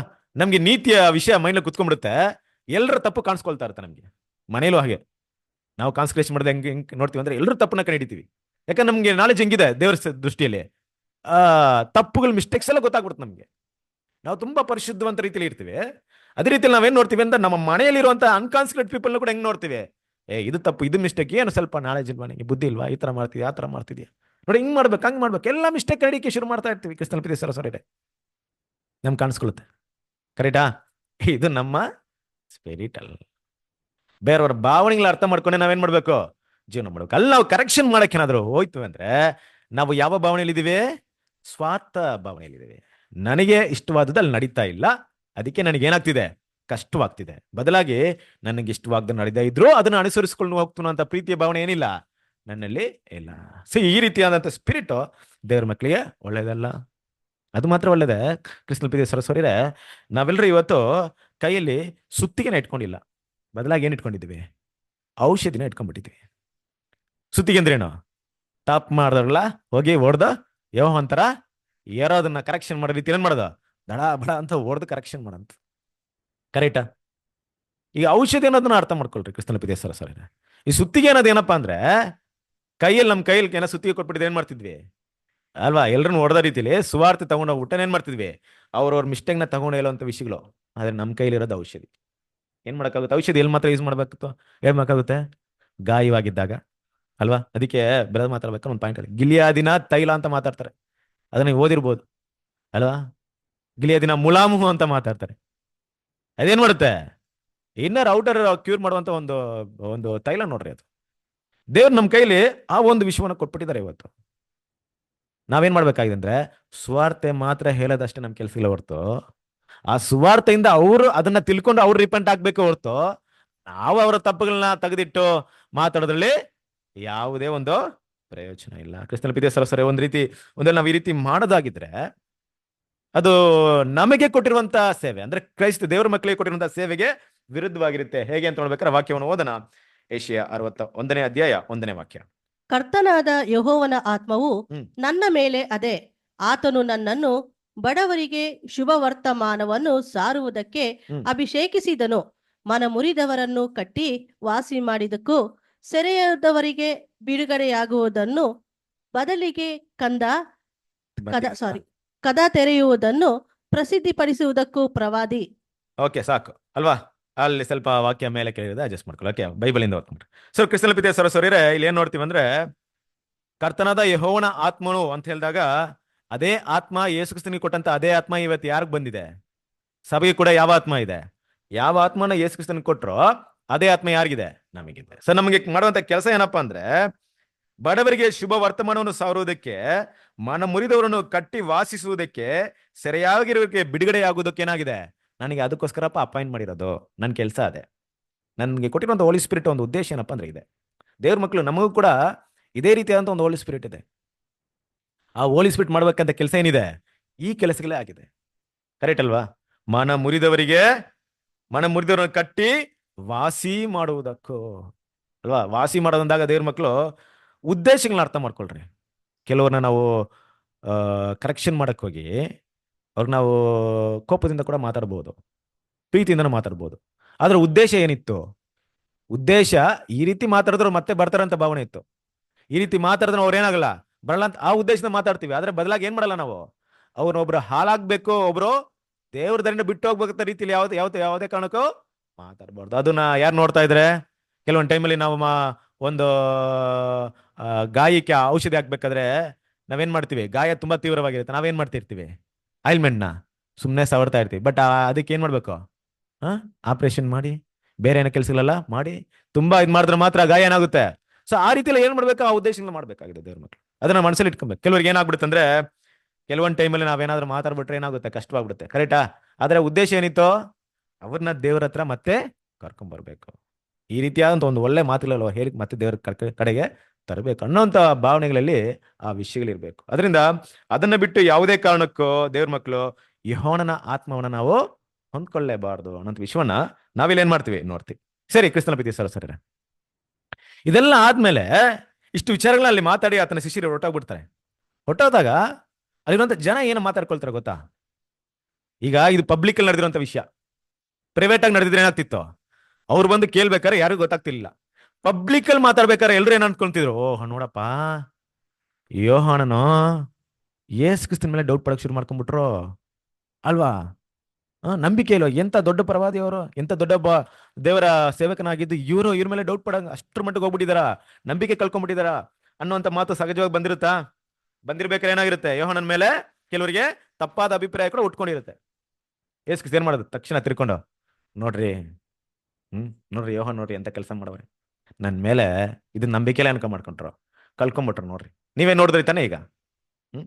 ಅವ್ರು ಬಂದು ಅವ್ರ ಶಿಷ್ಯರು ಏನ್ ಕೇಳ್ಬಿಟ್ಟು ಹೋಗ್ತಾರೆ ನೋಡ್ರಿ. ಗಮನಿಸಿದ್ರ? ನಂಬಿಕೆ ಹೊಟ್ಟೋಗ್ಬಿಟ್ಟಿದೆ ಅಂದ್ಮೇಲೆ ಆತರ ಮಾತಾಡಿದ್ರ? ಇಲ್ಲ. ವಿಷಯವನ್ನ ಕರ್ತನಾದ ಯೇಸು ಕ್ರಿಸ್ತನು ಅರ್ಥ ಮಾಡ್ಕೊಂಡ್ರು. ಕ್ರಿಸ್ತನ ಪ್ರೀತಿಯ ಸಹೋದರರೇ, ಅರ್ಥ ಮಾಡ್ಕೊಂಡು ಯೋಹಾನನ ಬಗ್ಗೆ ಮುಖಸ್ತುತಿ ಮಾಡ್ಲಿಲ್ಲ ಯೇಸು ಕ್ರಿಸ್ತನು. ಮುಖಸ್ತುತಿ ಅಂದ್ರೇನು? ಎಲ್ರ ಮುಂದೆ ಅವ್ರನ್ನ ಸುಮ್ಮನೆ ಹೊಗಳೋದು ಅಲ್ವಾ? ಆ ರೀತಿ ಮಾಡಿಲ್ಲ. ಇದ್ದದ್ನ ಇದ್ದ ಹಾಗೆ ಹೇಳಿದ್ರು. ಅವ್ರೇನ ಅವತ್ತು ಮಾತಾಡಲಿಲ್ಲ ಅಂದ್ರೆ ಯೋಹಾನ್ ಬಗ್ಗೆ ಇರುವಂತ ಒಂದು ಬಿಗ್ಗೆಸ್ಟ್ ಇನ್ಫಾರ್ಮೇಶನ್ ಸಿಗ್ತಾ ಇರ್ಲಿಲ್ಲ. ಕರೆಕ್ಟಾ? ಏನಂತ ಮಾತಾಡ್ತಾರೆ? ಹೋದ್ರಿ ಮತ್ತೇನು ಸುವಾರ್ತೆ 11ನೇ ಅಧ್ಯಾಯ 7ನೇ ವಾಕ್ಯ. ಅವರು ಹೊರಟು ಹೋಗುತ್ತಿರಲು ಯೇಸು ಯೋಹಾನನ ವಿಷಯವಾಗಿ ಆ ಜನರ ಗುಂಪುಗಳಿಗೆ ಓದ್ರಿ 7 and 8 ಕಂಟಿನ್ಯೂ ಮಾಡಿ ಬೈಬಲಲ್ಲಿ. ಆ ಜನರ ಗುಂಪುಗಳಿಗೆ ಹೇಳತೊಡಗಿದ್ದೇನೆಂದರೆ, ಏನು ನೋಡಬೇಕೆಂದು ಅಡವಿಗೆ ಹೋಗಿದ್ದೀರಿ? ಗಾಳಿಯಿಂದ ಉಂಟಂದನ್ನು ಅಲ್ಲವಾದರೆ ಏನು ನೋಡಬೇಕೆಂದು ಹೋಗಿದ್ದೀರಿ? ನಯವಾದ ಉಡುಪನ್ನು ಹಾಕಿಕೊಂಡು ಮನುಷ್ಯರನ್ನು, ನಯವಾದ ಉಡುಪನ್ನು ಉಟ್ಟುಕೊಂಡವರು ಅರಮನೆಯಲ್ಲಿ ಇರುತ್ತಾರೆ ಅಷ್ಟೇ. ಸಾಕು ಅಲ್ವಾ? ನೋಡ್ರಿ ಏನಂತ ಮಾತಾಡ್ತಾರೆ. ಏನನ್ನ ನೋಡಕ್ಕೆ ಅಡವಿಯಲ್ಲಿ ಹೋದ್ರಿ, ನೀವ್ ನೋಡಿದಂತ ವ್ಯಕ್ತಿ ಸಾಧಾರಣ ವ್ಯಕ್ತಿ ಅಂತ ತಿಳ್ಕೊಂಡ್ರ? ಈಸ್ ಆರ್ಡಿನರಿ ಪರ್ಸನ್ ಅಂತ ತಿಳ್ಕೊಂಬಿಟ್ರ? ಆರ್ಡಿನರಿ ಪರ್ಸನ್ ಅಲ್ಲ, ಎಕ್ಸ್ಟ್ರಾ ಆರ್ಡಿನರಿ. ಅದ್ರ ಬಗ್ಗೆ ಮಾತಾಡ್ಬೇಕಾದ್ರೆ ಅಲ್ವಾ, ನೀವು ಒಳ್ಳೆ ಬಟ್ಟೆ ಹಾಕಿರೋಂಥ ವ್ಯಕ್ತಿನ ಎಲ್ಲಿ ನೋಡ್ಬೋದು? ಅರಮನೆಯಲ್ಲಿ ನೋಡ್ಬೋದು. ಆದ್ರೆ ನೀವು ನೋಡಿದಂತ ವ್ಯಕ್ತಿ ಅದಕ್ಕಿಂತ ದೊಡ್ಡ ವ್ಯಕ್ತಿ ಗೊತ್ತಾ ನಿಮ್ಗೆ ಅಂತ ಏನ್ ಮಾಡ್ತಾರೆ? ಅವ್ರ ಬಗ್ಗೆ ಅಪ್ರಿಶಿಯೇಟ್ ಮಾಡ್ತಾರೆ. ಅವ್ರು ಸಂದೇಹ ಪಟ್ರು, ಮಿಸ್ಟೇಕ್ ಮಾಡಿದ್ರು ಅಂತ ಏನ್ ಮಾಡಿಲ್ಲ, ಈ ವಿಷಯ ಮಾತಾಡ್ದೆ ಸ್ನಾನಿಕನ ಯೋಹಾನನ ಬಗ್ಗೆ ಎಚ್ಚಲವಾದಂತ ವಿಷಯವನ್ನ ಏನ್ ಮಾಡ್ತಾರೆ? ಕರ್ತನಾದ ಯೇಸು ಕ್ರಿಸ್ತನು ಅಲ್ಲಿ ಮಾತಾಡ್ತಾ ಏನಂತ ಬರ್ತಾರೆ? ಮತ್ತೇನು ಸುವಾರ್ತೆ 11ನೇ ಅಧ್ಯಾಯ 11ನೇ ವಾಕ್ಯಕ್ಕೆ ಬರ್ತಾರೆ. ಓದ್ರಿ ವಾಕ್ಯವನ್ನ. ಸ್ತ್ರೀಯರಲ್ಲಿ ಹುಟ್ಟಿದವರೊಳಗೆ ಸ್ನಾನಿಕನಾದ ಯೋಹಾನನಿಗಿಂತ ದೊಡ್ಡವನು ಎಂದಿಲ್ಲ, ಆದರೂ ಪರಲೋಕ ರಾಜ್ಯದಲ್ಲಿರುವ ಚಿಕ್ಕವನು ಅವನಿಗಿಂತಲೂ ದೊಡ್ಡವನೆಂದು ನಿಮಗೆ ಸತ್ಯವಾಗಿ ಹೇಳುತ್ತೇನೆ. ನೋಡಿದ್ರಾ ಎಂತ ಬಿಗ್ಗೆಸ್ಟ್ ಇನ್ಫಾರ್ಮೇಶನ್ ಕೊಟ್ಬಿಟ್ರೆ ಯೇಸು ಕ್ರಿಸ್ತನು. ಇದನ್ನ ಮಾತ್ರ ಮಾತಾಡದೇ ಇದ್ರೆ ನಮಗೆ ನಂಬಿಕಸ್ತವಿರಲಿ ಟಾಪೆಸ್ಟ್ ಪರ್ಸನ್ ಯಾರಂತ ಏನಾಗ್ತಿರ್ಲಿಲ್ಲ, ಗೊತ್ತಾಗ್ತಾ ಇರ್ಲಿಲ್ಲ. ಈ ಟೈಮಲ್ಲಿ ಮಾತಾಡ್ತಾ ನೋಡ್ರಿ, ಸ್ತ್ರೀಯಲ್ಲಿ ಹುಟ್ಟಿದವರಲ್ಲಿ ಸ್ನಾನಿಕನ ಯೋಹಾನನಿಗಿಂತ ದೊಡ್ಡವರು ಇರಲಿಲ್ಲ.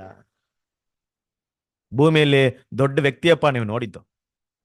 ಕ್ರಿಸ್ತನ ಪಿತೆ ಸರಸರಿರೆ, ಇಷ್ಟೆಲ್ಲ ಅಪನಂಬಿಕೆ ಇದ್ರು ಕೂಡ ಯೇಸು ಕ್ರಿಸ್ತ ಏನ್ ಮಾಡಿದ್ರು, ಅವ್ರ ಬಗ್ಗೆ ಒಳ್ಳೆ ವಿಷಯಗಳನ್ನ ಮಾತಾಡಿದ್ರು. ಇದು ನಮಗಿರುವಂತ ಒಂದು ಲೆಸನ್ ಏನಪ್ಪಾ ಅಂದ್ರೆ, ಕೆಲವೊಂದು ಟೈಮಲ್ಲಿ ನಾವೇನ್ ಮಾಡ್ಬಿಡ್ತೀವಿ, ಯಾರೋ ಏನಾದ್ರು ಅನ್ಬಿಟ್ರೆ ಏನ್ ಮಾಡಿದ ತಕ್ಷಣ ಅವ್ರ ಬಗ್ಗೆ ತಪ್ಪಾಗಿ ಹೇಳಕ್ಕೆ ಶುರು ಮಾಡ್ಕೊಂಡ್ಬಿಡ್ತೀವಿ. ಬದಲಾಗಿ ಏನ್ ಮಾಡಲ್ಲ, ಒಳ್ಳೆ ವಿಚಾರಗಳನ್ನ ಮಾತಾಡಕ್ಕೆ ಇಷ್ಟಪಡಲ್ಲ. ನಮ್ ಕೈಲಾದ್ರೆ ಏನ್ ಮಾಡೋಣ ಅಂದ್ರೆ, ಒಂದು ಸಹೋದರ ಕುರಿತಾಗಿ ಒಳ್ಳೆ ವಿಷಯಗಳನ್ನ ಮಾತಾಡಕ್ಕೆ ಪ್ರಯತ್ನ ಪಡೋಣ. ಇಲ್ಲದಿದ್ರೆ ಏನ್ ಮಾಡೋಣ, ಮಾತಾಡೋದೇ ಬೇಡ. ಅದಕ್ಕೆ ಕೆಲವೊಂದು ನೀವು ಸ್ಟೋರಿ ಕೂಡ ಕೇಳಿರ್ಬೋದು. ಏನಪ್ಪಾ ಅಂದ್ರೆ, ಕೇಳಿದಂತ ವಿಷಯನ ಒಂದು ಸಭೆಯಲ್ಲಿ ಏನ್ ಮಾಡಿದಾರೆ, ಒಬ್ಬ ಪಾಸ್ಟ್ ಬಂದು ಸಬ್ಜೆಕ್ಟ್ ಮಾತಾಡಿದ್ದಾರೆ. ಮಾತಾಡಕ್ಕಾಗ ಆ ಸಂಡೆ ಏನ್ ಮಾಡಿದ್ರೆ ಸಬ್ಜೆಕ್ಟ್ ಮಾತಾಡಿಲ್ಲ ಅಂತ ಅವರು ಒಂದು ಕನ್ನಡಕ ಮುಂದೆ ಇಟ್ಕೊಂಡ್ಬಿಟ್ಟು ಶೇವಿಂಗ್ ಮಾಡಿದ್ದಾರೆ. ಶೇವಿಂಗ್ ಮಾಡ್ಬಿಟ್ಟು ಸಬ್ಜೆಕ್ಟ್ ಎಲ್ಲ ಮುಗೀತು, ಮನೆಗೆ ಹೋಗ್ರಿ ಅಂತ ಹೊರಟೋಗ್ಬಿಟ್ಟಿದ್ದಾರೆ. ಇದೇನಾಗ್ಬಿಡ್ತು, ವಿಷಯ ಹೆಂಗಾಯ್ತು ವಿಷಯ. ಇವತ್ತು ಪಾಸ್ಟ್ ಏನ್ ಮಾಡಿದ್ರು ಗೊತ್ತಾ, ಸಬ್ಜೆಕ್ಟ್ ಮಾತಾಡದೆ ಬಂದ್ ಏನ್ ಮಾಡಿದ್ದಾರೆ, ಶೇವಿಂಗ್ ಮಾಡಿದ್ದಾರೆ ಅಂತ ಮಾತಾಡಿ ಮಾತಾಡಿ ಮಾತಾಡಿ ಮಾತಾಡಿ ಮೇಲೋರ್ಗೆ ಹೋಗ್ಬಿಟ್ಟಿದೆ. ಅಲ್ಲಿಂದ ಫೋನ್ ಮಾಡಿ ಇರೋದಂತ ಬ್ರದರ್, ಈ ತರ ಆಯ್ತಂತಲ್ಲ, ಯಾಕೆ? ಹೌದು ಆಯ್ತು ಅಂತ ಹೇಳ್ಬಿಟ್ಟು ಅಲ್ಲೆಲ್ಲ ಕ್ಷಮಾಪಣೆ ಕೇಳಿ ಮುಂದಿನ ವಾರ ಎಲ್ಲ ಕರ್ಸದ್ರಂತೆ. ಎಲ್ಲ ಕೂತ್ಕೊಂಡಿರ್ಬೇಕಾದ್ರೆ ಕೇಳ್ತಾರೆ, ಅಲ್ಲ ಇಷ್ಟು ದಿವಸ ನಾನು ಎಷ್ಟೆಷ್ಟು ಒಳ್ಳೆ ಒಳ್ಳೆ ಸಬ್ಜೆಕ್ಟ್ ಮಾತಾಡಿದ್ದೀನಿ, ಒಳ್ಳೆ ಒಳ್ಳೆ ಟಾಪಿಕ್ ಕೇಳಿದ್ರ, ಯಾವತ್ತಾದ್ರೂ ತಗೊಂಡೋಗಿ ಯಾರಿಗಾದ್ರೂ ಹೇಳಿದ್ರ ನೀವು? ನಾನ್ ಮಾಡಿದಂತ ಈ ಕೆಲಸನ ಏನ್ ಮಾಡಿದ್ರ, ಊರೂರೇ ಹಬ್ಸ್ಬಿಟ್ಟಿದ್ರ ನೀವು? ಯೋಚನೆ ಮಾಡ. ಅಂದ್ರೆ ಮಿಸ್ಟೇಕ್ ಏನಾಗುತ್ತೆ, ಒಬ್ರು ಮಿಸ್ಟೇಕ್ ತುಂಬಾ ಬೇಗ ಸ್ಪ್ರೆಡ್ ಆಗ್ಬಿಡುತ್ತೆ. ಒಳ್ಳೆ ವಿಚಾರಗಳು ಏನ್ ಮಾಡಲ್ಲ, ಸ್ಪ್ರೆಡ್ ಆಗಲ್ಲ. ಸೊ ದೇವ್ರ ಮಕ್ಕಳು ಒಳ್ಳೆ ವಿಷಯಗಳೇನ್ ಮಾಡ್ಬೇಕು, ಮಾತಾಡ್ಬೇಕು, ಅದ್ರ ಬಗ್ಗೆ ಹೇಳಕ್ಕೆ ಇಷ್ಟಪಡ್ಬೇಕು. ಅನಾವಶ್ಯಕವಾದ ವಿಷಯಗಳು ಏನ್ ಮಾಡಕ್ ಹೋಗ್ಬಾರ್ದು, ಸ್ಪ್ರೆಡ್ ಮಾಡಕ್ ಹೋಗ್ಬಾರ್ದು. ಯೇಸು ಕ್ರಿಸ್ತನು ಕೂಡ ಮಾತಾಡಿದ್ರೆ ಏನ್ ಮಾಡಿರ್ಬೋದು, ಅವನ ಬಗ್ಗೆ ಏನೋ ಹೇಳಿರ್ಬೋದಾಯ್ತು, ಬಟ್ ಏನ್ ಮಾಡಿಲ್ಲ, ಆ ರೀತಿ ವಿಷಯಗಳಲ್ಲಿ ಮಾಡಿಲ್ಲ ಅನ್ನೋದು ದೇವ್ರ ಮಕ್ಕಳಿಗಿರುವಂತ ಒಂದು ಬ್ಯೂಟಿಫುಲ್ ಆದಂತ ಲೆಸನ್ ಇದೆ ಕ್ರಿಸ್ತನ ಇತಿಹಾಸ. ನೆಕ್ಸ್ಟ್ ಮುಂದಿನ ಒಂದು ಪಾಯಿಂಟ್ಗೆ ಬಂದ್ಬಿಡೋಣ. ಸೊ ಒಂದು ಮುಖ್ಯವಾದಂತ ಒಂದು ಪಾಯಿಂಟ್ ಇಲ್ಲಿ ನೋಡುವಂತ ವಿಷಯ, ನಾವೀಗ ಸ್ನಾನಿಗಳ ಬಗ್ಗೆ ನೋಡ್ತಾ ಇದ್ವಿ. ಅವ್ರಿಗೆ ಕನೆಕ್ಟ್ ಆಗಿರುವಂತ ಒಬ್ಬ ಸ್ತ್ರೀ ಬಗ್ಗೆ ನೋಡಕ್ ಹೋಗ್ತಿದೀವಿ. ಯಾರೋ ಸ್ತ್ರೀ, ಪಿಕ್ಚರ್ ನೋಡಿ ಎಸ್ತರ್ ಅಂತ ಹೇಳ್ತಿದ್ರಾ? ಮೇ ಬಿ ಅದೇ ಎಸ್ತರ್ ಪಿಕ್ಚರ್ ಅನ್ನೋದು ಗೊತ್ತಿಲ್ಲ ನನಗೆ. ಹೆರೋದ್ಯಳು. ಕ್ರಿಸ್ತನ ಇತಿಹಾಸ ಇದೆ. ಎಲಿಯನ ವಿಷಯಕ್ಕೆ ತಗೊಂಡಾಗ ಎಲಿಯನಿಗೆ ಶತ್ರು ಯಾರಾಗಿದ್ರು? ಇಸಬೆಲ್ ನಿಜವಾಗ್ಲೂ ಶತ್ರು, ಅಹಾಬಲ್ಲ. ಕರೆಕ್ಟಾ? ಎಲಿಯನ್ನ ದ್ವೇಷ ಮಾಡಿದಂದ್ರೆ ಇಸಬೆಲ್. ಇಲ್ಲಿ ಕೂಡ ಯೆಹೋವನ ದ್ವೇಷ ಮಾಡ್ತಾರದ್ ಯಾರೋ? ಹೆರೋದ್ಯಳು. ಏನಕ್ಕಪ್ಪ ಹೆರೋದ್ಯಳು ದ್ವೇಷ ಮಾಡ್ತಾರೆ? ಯಾರಪ್ಪ ಈ ಹೆರೋದ್ಯಳು ಅಂತ ನೋಡಿದಾಗ, ಈ ಹೆರೋದ್ಯಳ ಚರಿತ್ರೆ ಬಗ್ಗೆ ತುಂಬಾ ವಿಷಯಗಳಿದೆ ಕ್ರಿಸ್ತನ ಇತಿಹಾಸ. ಸಿಮಿಲರ್ ಟು ಎಸಬೆಲ್ ಆಗಿದ್ದಾರೆ, ಅದೇ ರೀತಿ ಹೆರೋದ್ಯಳು ಕೂಡ ಏನಾಗಿದ್ದಾರೆ, ಇಲ್ಲಿ ಇರ್ತಾರ ಅಂತ ವಿಷಯ ನೋಡ್ತೀವಿ. ಈ ಹೆರೋದ್ಯಳು ಏನಪ್ಪ ನೋಡಿದ್ರೆ, ಅಧಿಕಾರಕ್ಕೆ ಆಸೆ ಪಟ್ಟಂತ ಒಬ್ಬ ಸ್ತ್ರೀ. ಈ ಹೆರೋದ್ ಅವರ ತಂದೆ ಇದ್ರಲ್ಲ, ದೊಡ್ಡ ಹೆರೋದ್, ಇವರಿಗೆ ಅನೇಕ ಮಕ್ಕಳು. ಅದರಲ್ಲಿ ಫಿಲಿಪ್ಪನ್ ಅನ್ನುವಂತ ಮೊದಲನೇ ಮಗ ಇರ್ತಾನೆ. ಈ ಸ್ತ್ರೀ ಅಧಿಕಾರಕ್ಕೆ ಆಸೆ ಪಟ್ಟು, ನಾನೇನಾದ್ರು ಅಂದ್ರೆ ಒಬ್ಬ ರಾಜ ಇರ್ಬೇಕಾದ್ರೆ ನೆಕ್ಸ್ಟ್ ಆಡಳಿತಕ್ಕೆ ಯಾರು ಬರ್ತಾರೆ, ಆತನ ಮೊದಲನೇ ಮಗ ಏನ್ ಮಾಡ್ತಾರೆ, ಬರ್ತಾರೆ. ಅದೇ ಒಂದು ಭಾವನೆಯಲ್ಲಿ ಏನ್ ಮಾಡ್ತಾರೆ, ಈ ಸ್ತ್ರೀ ಹೇಗಾದ್ರೂ ಮಾಡಿ ಏನ್ ಮಾಡ್ತಾರೆ, ಆ ವ್ಯಕ್ತಿನ ಇಷ್ಟಪಟ್ಟು ಅಲ್ಲಿ ಮದುವೆ ಮಾಡ್ಕೊಂಡ್ಬಿಡ್ತಾಳೆ. ಏನಕ್ಕೆ? ಈತ ರಾಜ ಆದ್ರೆ ನಾನೇನಾಗ್ತೀನಿ, ರಾಣಿ ಆಗ್ತೀನಿ, ಇಡೀ ಒಂದು ಇಸ್ರೇಲ್ಗೆ ನಾನು ರಾಣಿ ಆಗಿರ್ತೀನಿ ಅನ್ನೋ ಆಸೆಯಲ್ಲಿ ಆಸೆ ಪಟ್ಟು ಏನ್ ಮಾಡ್ತಾರೆ, ಮದುವೆ ಮಾಡ್ಕೊಂಡ್ಬಿಡ್ತಾರೆ. ಅದ್ರಲ್ಲಿ ನಡೆದಿರುವಂತ ಘಟನೆನೇ ಬೇರೆ. ರೋಮನ ಚಕ್ರವರ್ತಿ ಏನ್ ಮಾಡಿದ್ರು, ಫಿಲಿಪ್ಪನ ರಾಜ ಮಾಡ್ದೆ, ಅವನಿಗಿಂತ ಬುದ್ಧಿವಂತನಾಗಿರುವಂತ ಅಂತಿಪ ಅನ್ನುವಂತ ವ್ಯಕ್ತಿನ ಏನ್ ಮಾಡ್ತಾರೆ, ರಾಜನಾಗಿ ಮಾಡ್ತಾರೆ. ಯಾರಪ್ಪ ಅಂದ್ರೆ ಆಗಿನ ಹೆರೋದ್. ಈಗ ಹೆರೋದ್ಯಳಿಗೆ ಏನಾಯ್ತು ಅಂದ್ರೆ, ಆಕೆ ಕನಸು ಪೂರ ಏನಾಯ್ತು, ನುಚ್ಚುನೂರ ಆಗ್ಬಿಡ್ತು. ಅದೇನ್ ನಡೀಲಿಲ್ಲ, ಆದ್ರೂ ಆಕೆ ಬಿಡ್ಲಿಲ್ಲ. ಬದಲಾಗಿ ಏನ್ ಮಾಡ್ತಾರೆ, ರಾಜ್ಯದ ಒಂದು ಆಸೆ ಪಟ್ಟು ಏನ್ ಮಾಡ್ತಾಳೆ, ಅಂತಿಪನನ್ನ ಅಂದ್ರೆ ಆಗಿರುವಂತ ಹೆರೋದನ್ನ ಕೂಡ ಏನ್ ಮಾಡ್ತಾಳೆ, ಮದ್ವೆ ಆಗ್ತಾಳೆ. ಈ ವಿಷಯ ಸತ್ಯವೇದ ಪ್ರಕಾರ ಏನಾಯ್ತು, ತಪ್ಪು. ಯಾಕೆ ತಪ್ಪು? ಯಾವ ರೀತಿಯಲ್ಲಿ ತಪ್ಪು? ಒಬ್ಬ ಗಂಡ ಜೀವಂತವಾಗಿರ್ಬೇಕಾದ್ರೆ ಇನ್ನೊಬ್ಬನ ಮದುವೆ ಮಾಡ್ಕೊಳ್ಳೋದು, ನಾವು ಯೇಸು ಕ್ರಿಸ್ತನ ಹತ್ರ ಪ್ರಶ್ನೆ ಕೇಳ್ತಾರಲ್ವಾ, ಒಂದ್ ವ್ಯಕ್ತಿ ಇರ್ತಾನೆ, ಅವನ್ ಮದುವೆ ಮಾಡ್ಕೊಳ್ತಾನೆ, ಆ ವ್ಯಕ್ತಿ ಸತ್ತೋಗ್ಬಿಡ್ತಾನೆ, ಅವನಿಗೆ 7 ಜನ ಸಹೋದರ ಇರ್ತಾರೆ. ನೆಕ್ಸ್ಟ್ ಏನ್ ಮಾಡ್ತಾರೆ, ಮದುವೆ ಮಾಡ್ಕೊಳ್ತಾರೆ. 7 ಜನ ಸತ್ತೋಗ್ಬಿಡ್ತಾರೆ, ಈಕೆ ಸತ್ತೋಗ್ತಾರೆ. ಪುನರ್ತನದಲ್ಲಿ ಯಾರ ಹೆಂಡತಿ ಆಗಿರ್ತಾರೆ? ಪ್ರಶ್ನೆ ಕೇಳ್ತಾರಲ್ವಾ. ಅಂದ್ರೆ ಧರ್ಮಶಾಸ್ತ್ರ ವಿಷಯ ಆಯ್ತು. ಜೀವಂತವಾಗಿರ್ಬೇಕಾದ್ರೆ ಮದುವೆ ಮಾಡಂಗಿಲ್ಲ, ಸತ್ ಮೇಲೆ ಇನ್ನೊಬ್ಬರು ಮದುವೆ ಮಾಡ್ಕೊಬಹುದು. ಈಗ ಇಲ್ಲಿ ಪ್ರಶ್ನೆನ ಕೇಳಕ್ಕೆ ಯಾರಿಗೂ ಏನಿಲ್ಲ, ಧೈರ್ಯ ಇಲ್ಲ. ಯಾಕೆ? ರಾಜರ ವಿಷಯ, ಅಧಿಕಾರದ ವಿಷಯ, ಮಾತಾಡಿದ್ರೆ ಏನಾಗುತ್ತೆ, ತಲೆ ಹೊಟ್ಟೋಗ್ಬಿಡುತ್ತೆ. ಕ್ರಿಸ್ತನ ಪ್ರೀತಿ ಸರಸರಿದೆ. ಆದ್ರೆ ಧೈರ್ಯವಾಗಿ ಕೇಳಿದ್ಯಾರೋ? ಯೆಹೋವನನು. ಯೆಹೋವನ ಕೇಳಕ್ಕೆ ಏನ್ ಮಾಡಿದ್ರು, ಮುಂದೆ ಬಂದ್ರು. ನೋಡ್ರಿ ಯೆಹೋವನ ಧೈರ್ಯ ಎಷ್ಟು ಮಟ್ಟಿಗಿತ್ತು. ಈ ಧೈರ್ಯ ನಿಮ್ಗೆ ದೊಡ್ಡ ಲೆಸನ್ ಅಲ್ವಾ?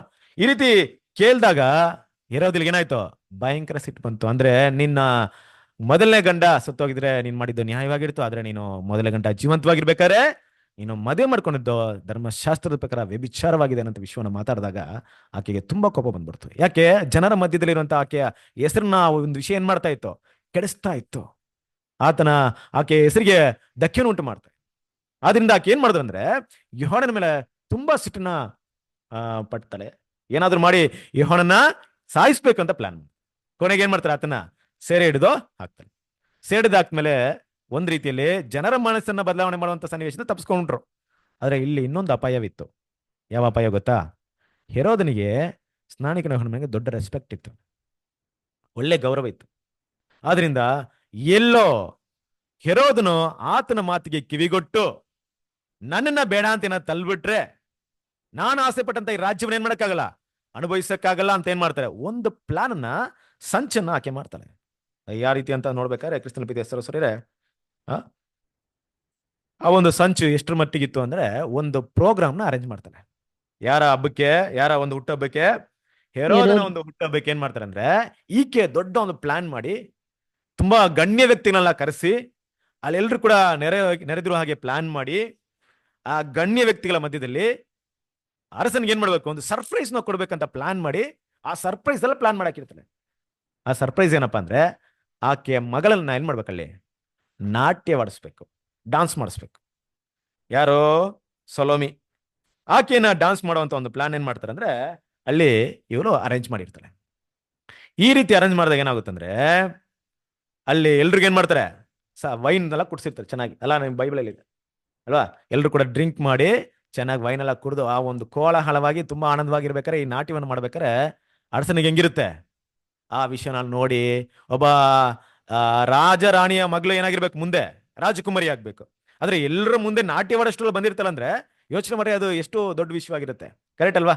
ಸೊ ಆಗಿರ್ಬೇಕಾದ್ರೆ ಆ ನಾಟ್ಯವನ್ನು ಮಾಡಿದಾಗ ಆಗ ಹೆರೋದಿಯಳಿಗೆ ಚೆನ್ನಾಗಿ ಗೊತ್ತಿತ್ತು. ಹೇಗಿದ್ರು ರಾಜ ಏನ್ ಮಾಡ್ತಾನೆ? ಅದು ಪ್ರಶ್ನೆಯನ್ನ ಕೇಳ್ತಾನೆ. ಏನಂತ ಪ್ರಶ್ನೆ ಹಾಕಿದ್ದ? ಆ ನಾಟ್ಯವನ್ನು ನೋಡಿ, ನಿನಗೆ ಏನ್ ಬೇಕಾದ್ರೆ ಕೇಳು, ನಾನು ನಿಂಗೆ ಕೊಡ್ತೀನಿ. ಏನ್ ಮಾಡೋ? ಅರ್ಧ ರಾಜ್ಯವನ್ನು ಬೇಕಾದ್ರೂ ಕೇಳು, ಕೊಡ್ತೀನಿ ಅಂತ ಮಾತನ್ನೇನ್ ಮಾಡ್ಬಿಡ್ತಾನೆ? ಅಲ್ಲಿ ಕೊಟ್ಬಿಡ್ತಾನೆ. ಆ ಸನ್ನಿವೇಶನ ಯಾರು ಯೂಸ್ ಮಾಡ್ಕೊಂಡಿದ್ದು? ಹೆರೋದಿಯಳು ಸರಿಯಾಗಿ ಯೂಸ್ ಮಾಡ್ಕೊಳ್ತಾರೆ.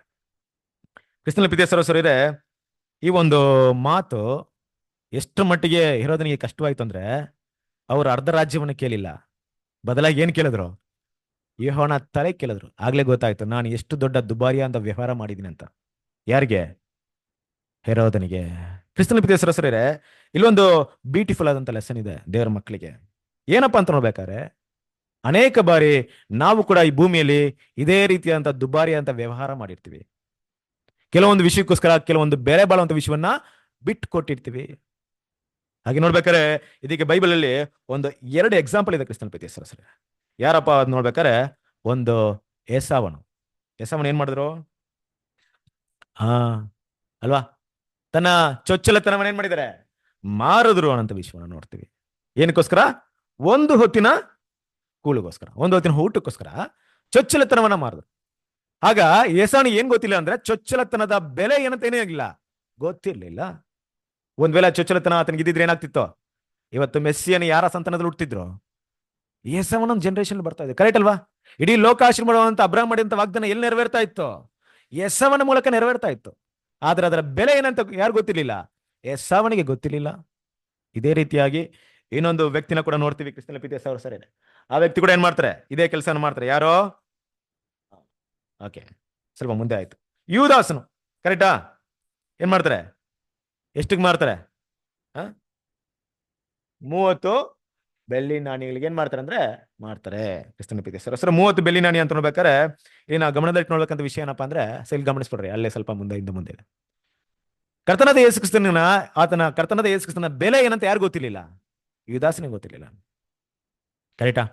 ಒಂದು ವೇಳೆ ಯುದಾಸನ್ ಮಾತ್ರ ಕರೆಕ್ಟ್ ಆಗಿದ್ರೆ ಇವತ್ತೇನಾಗ್ತಿದ್ರು? ರಾಜಾದಿರಾಜನು ಬಂದಿರ್ಬೇಕಾದ್ರೆ ಆತನ ಜೊತೆಗೆ ಏನಾಗ್ತಿದ್ರು? ಆತನ ಜೊತೆಗೆ ಆಳ್ವಿಕೆ ಮಾಡುವಂತ ಒಂದು ಅವಕಾಶ ಸಿಕ್ತಿತ್ತು. ಅದು ದೊಡ್ಡದಾ? 30 ಬೆಳ್ಳಿ ನಾಣ್ಯಗಳು ದೊಡ್ಡದಾ? ಆದ್ರೆ ಯುದಾಸನಿಗೆ ಏನ್ ಗೊತ್ತಿರ್ಲಿಲ್ಲ? ಆ ಒಂದು ಬೆಲೆ ಏನಂತ ಗೊತ್ತಿರ್ಲಿಲ್ಲ. ಸಹೋದರ ಮಾತಾಡ್ಬೇಕಾರೆ ಹೋದ್ರಿ 2 ತಿಮೋಥೆಯವರಿಗೆ 1ನೇ ಅಧ್ಯಾಯ 7ನೇ ವಾಕ್ಯ. ನಿಮಗೆ ದುಃಖವಾಯಿತೆಂದು 1ನೇ ಅಧ್ಯಾಯ 7ನೇ. ನಾನು ಸಂತೋಷ ಪಡದೆ 2 ತಿಮೊಥೆಯವರೆಗೆ 1ನೇ ಅಧ್ಯಾಯ 7ನೇ ವಾಕ್ಯ.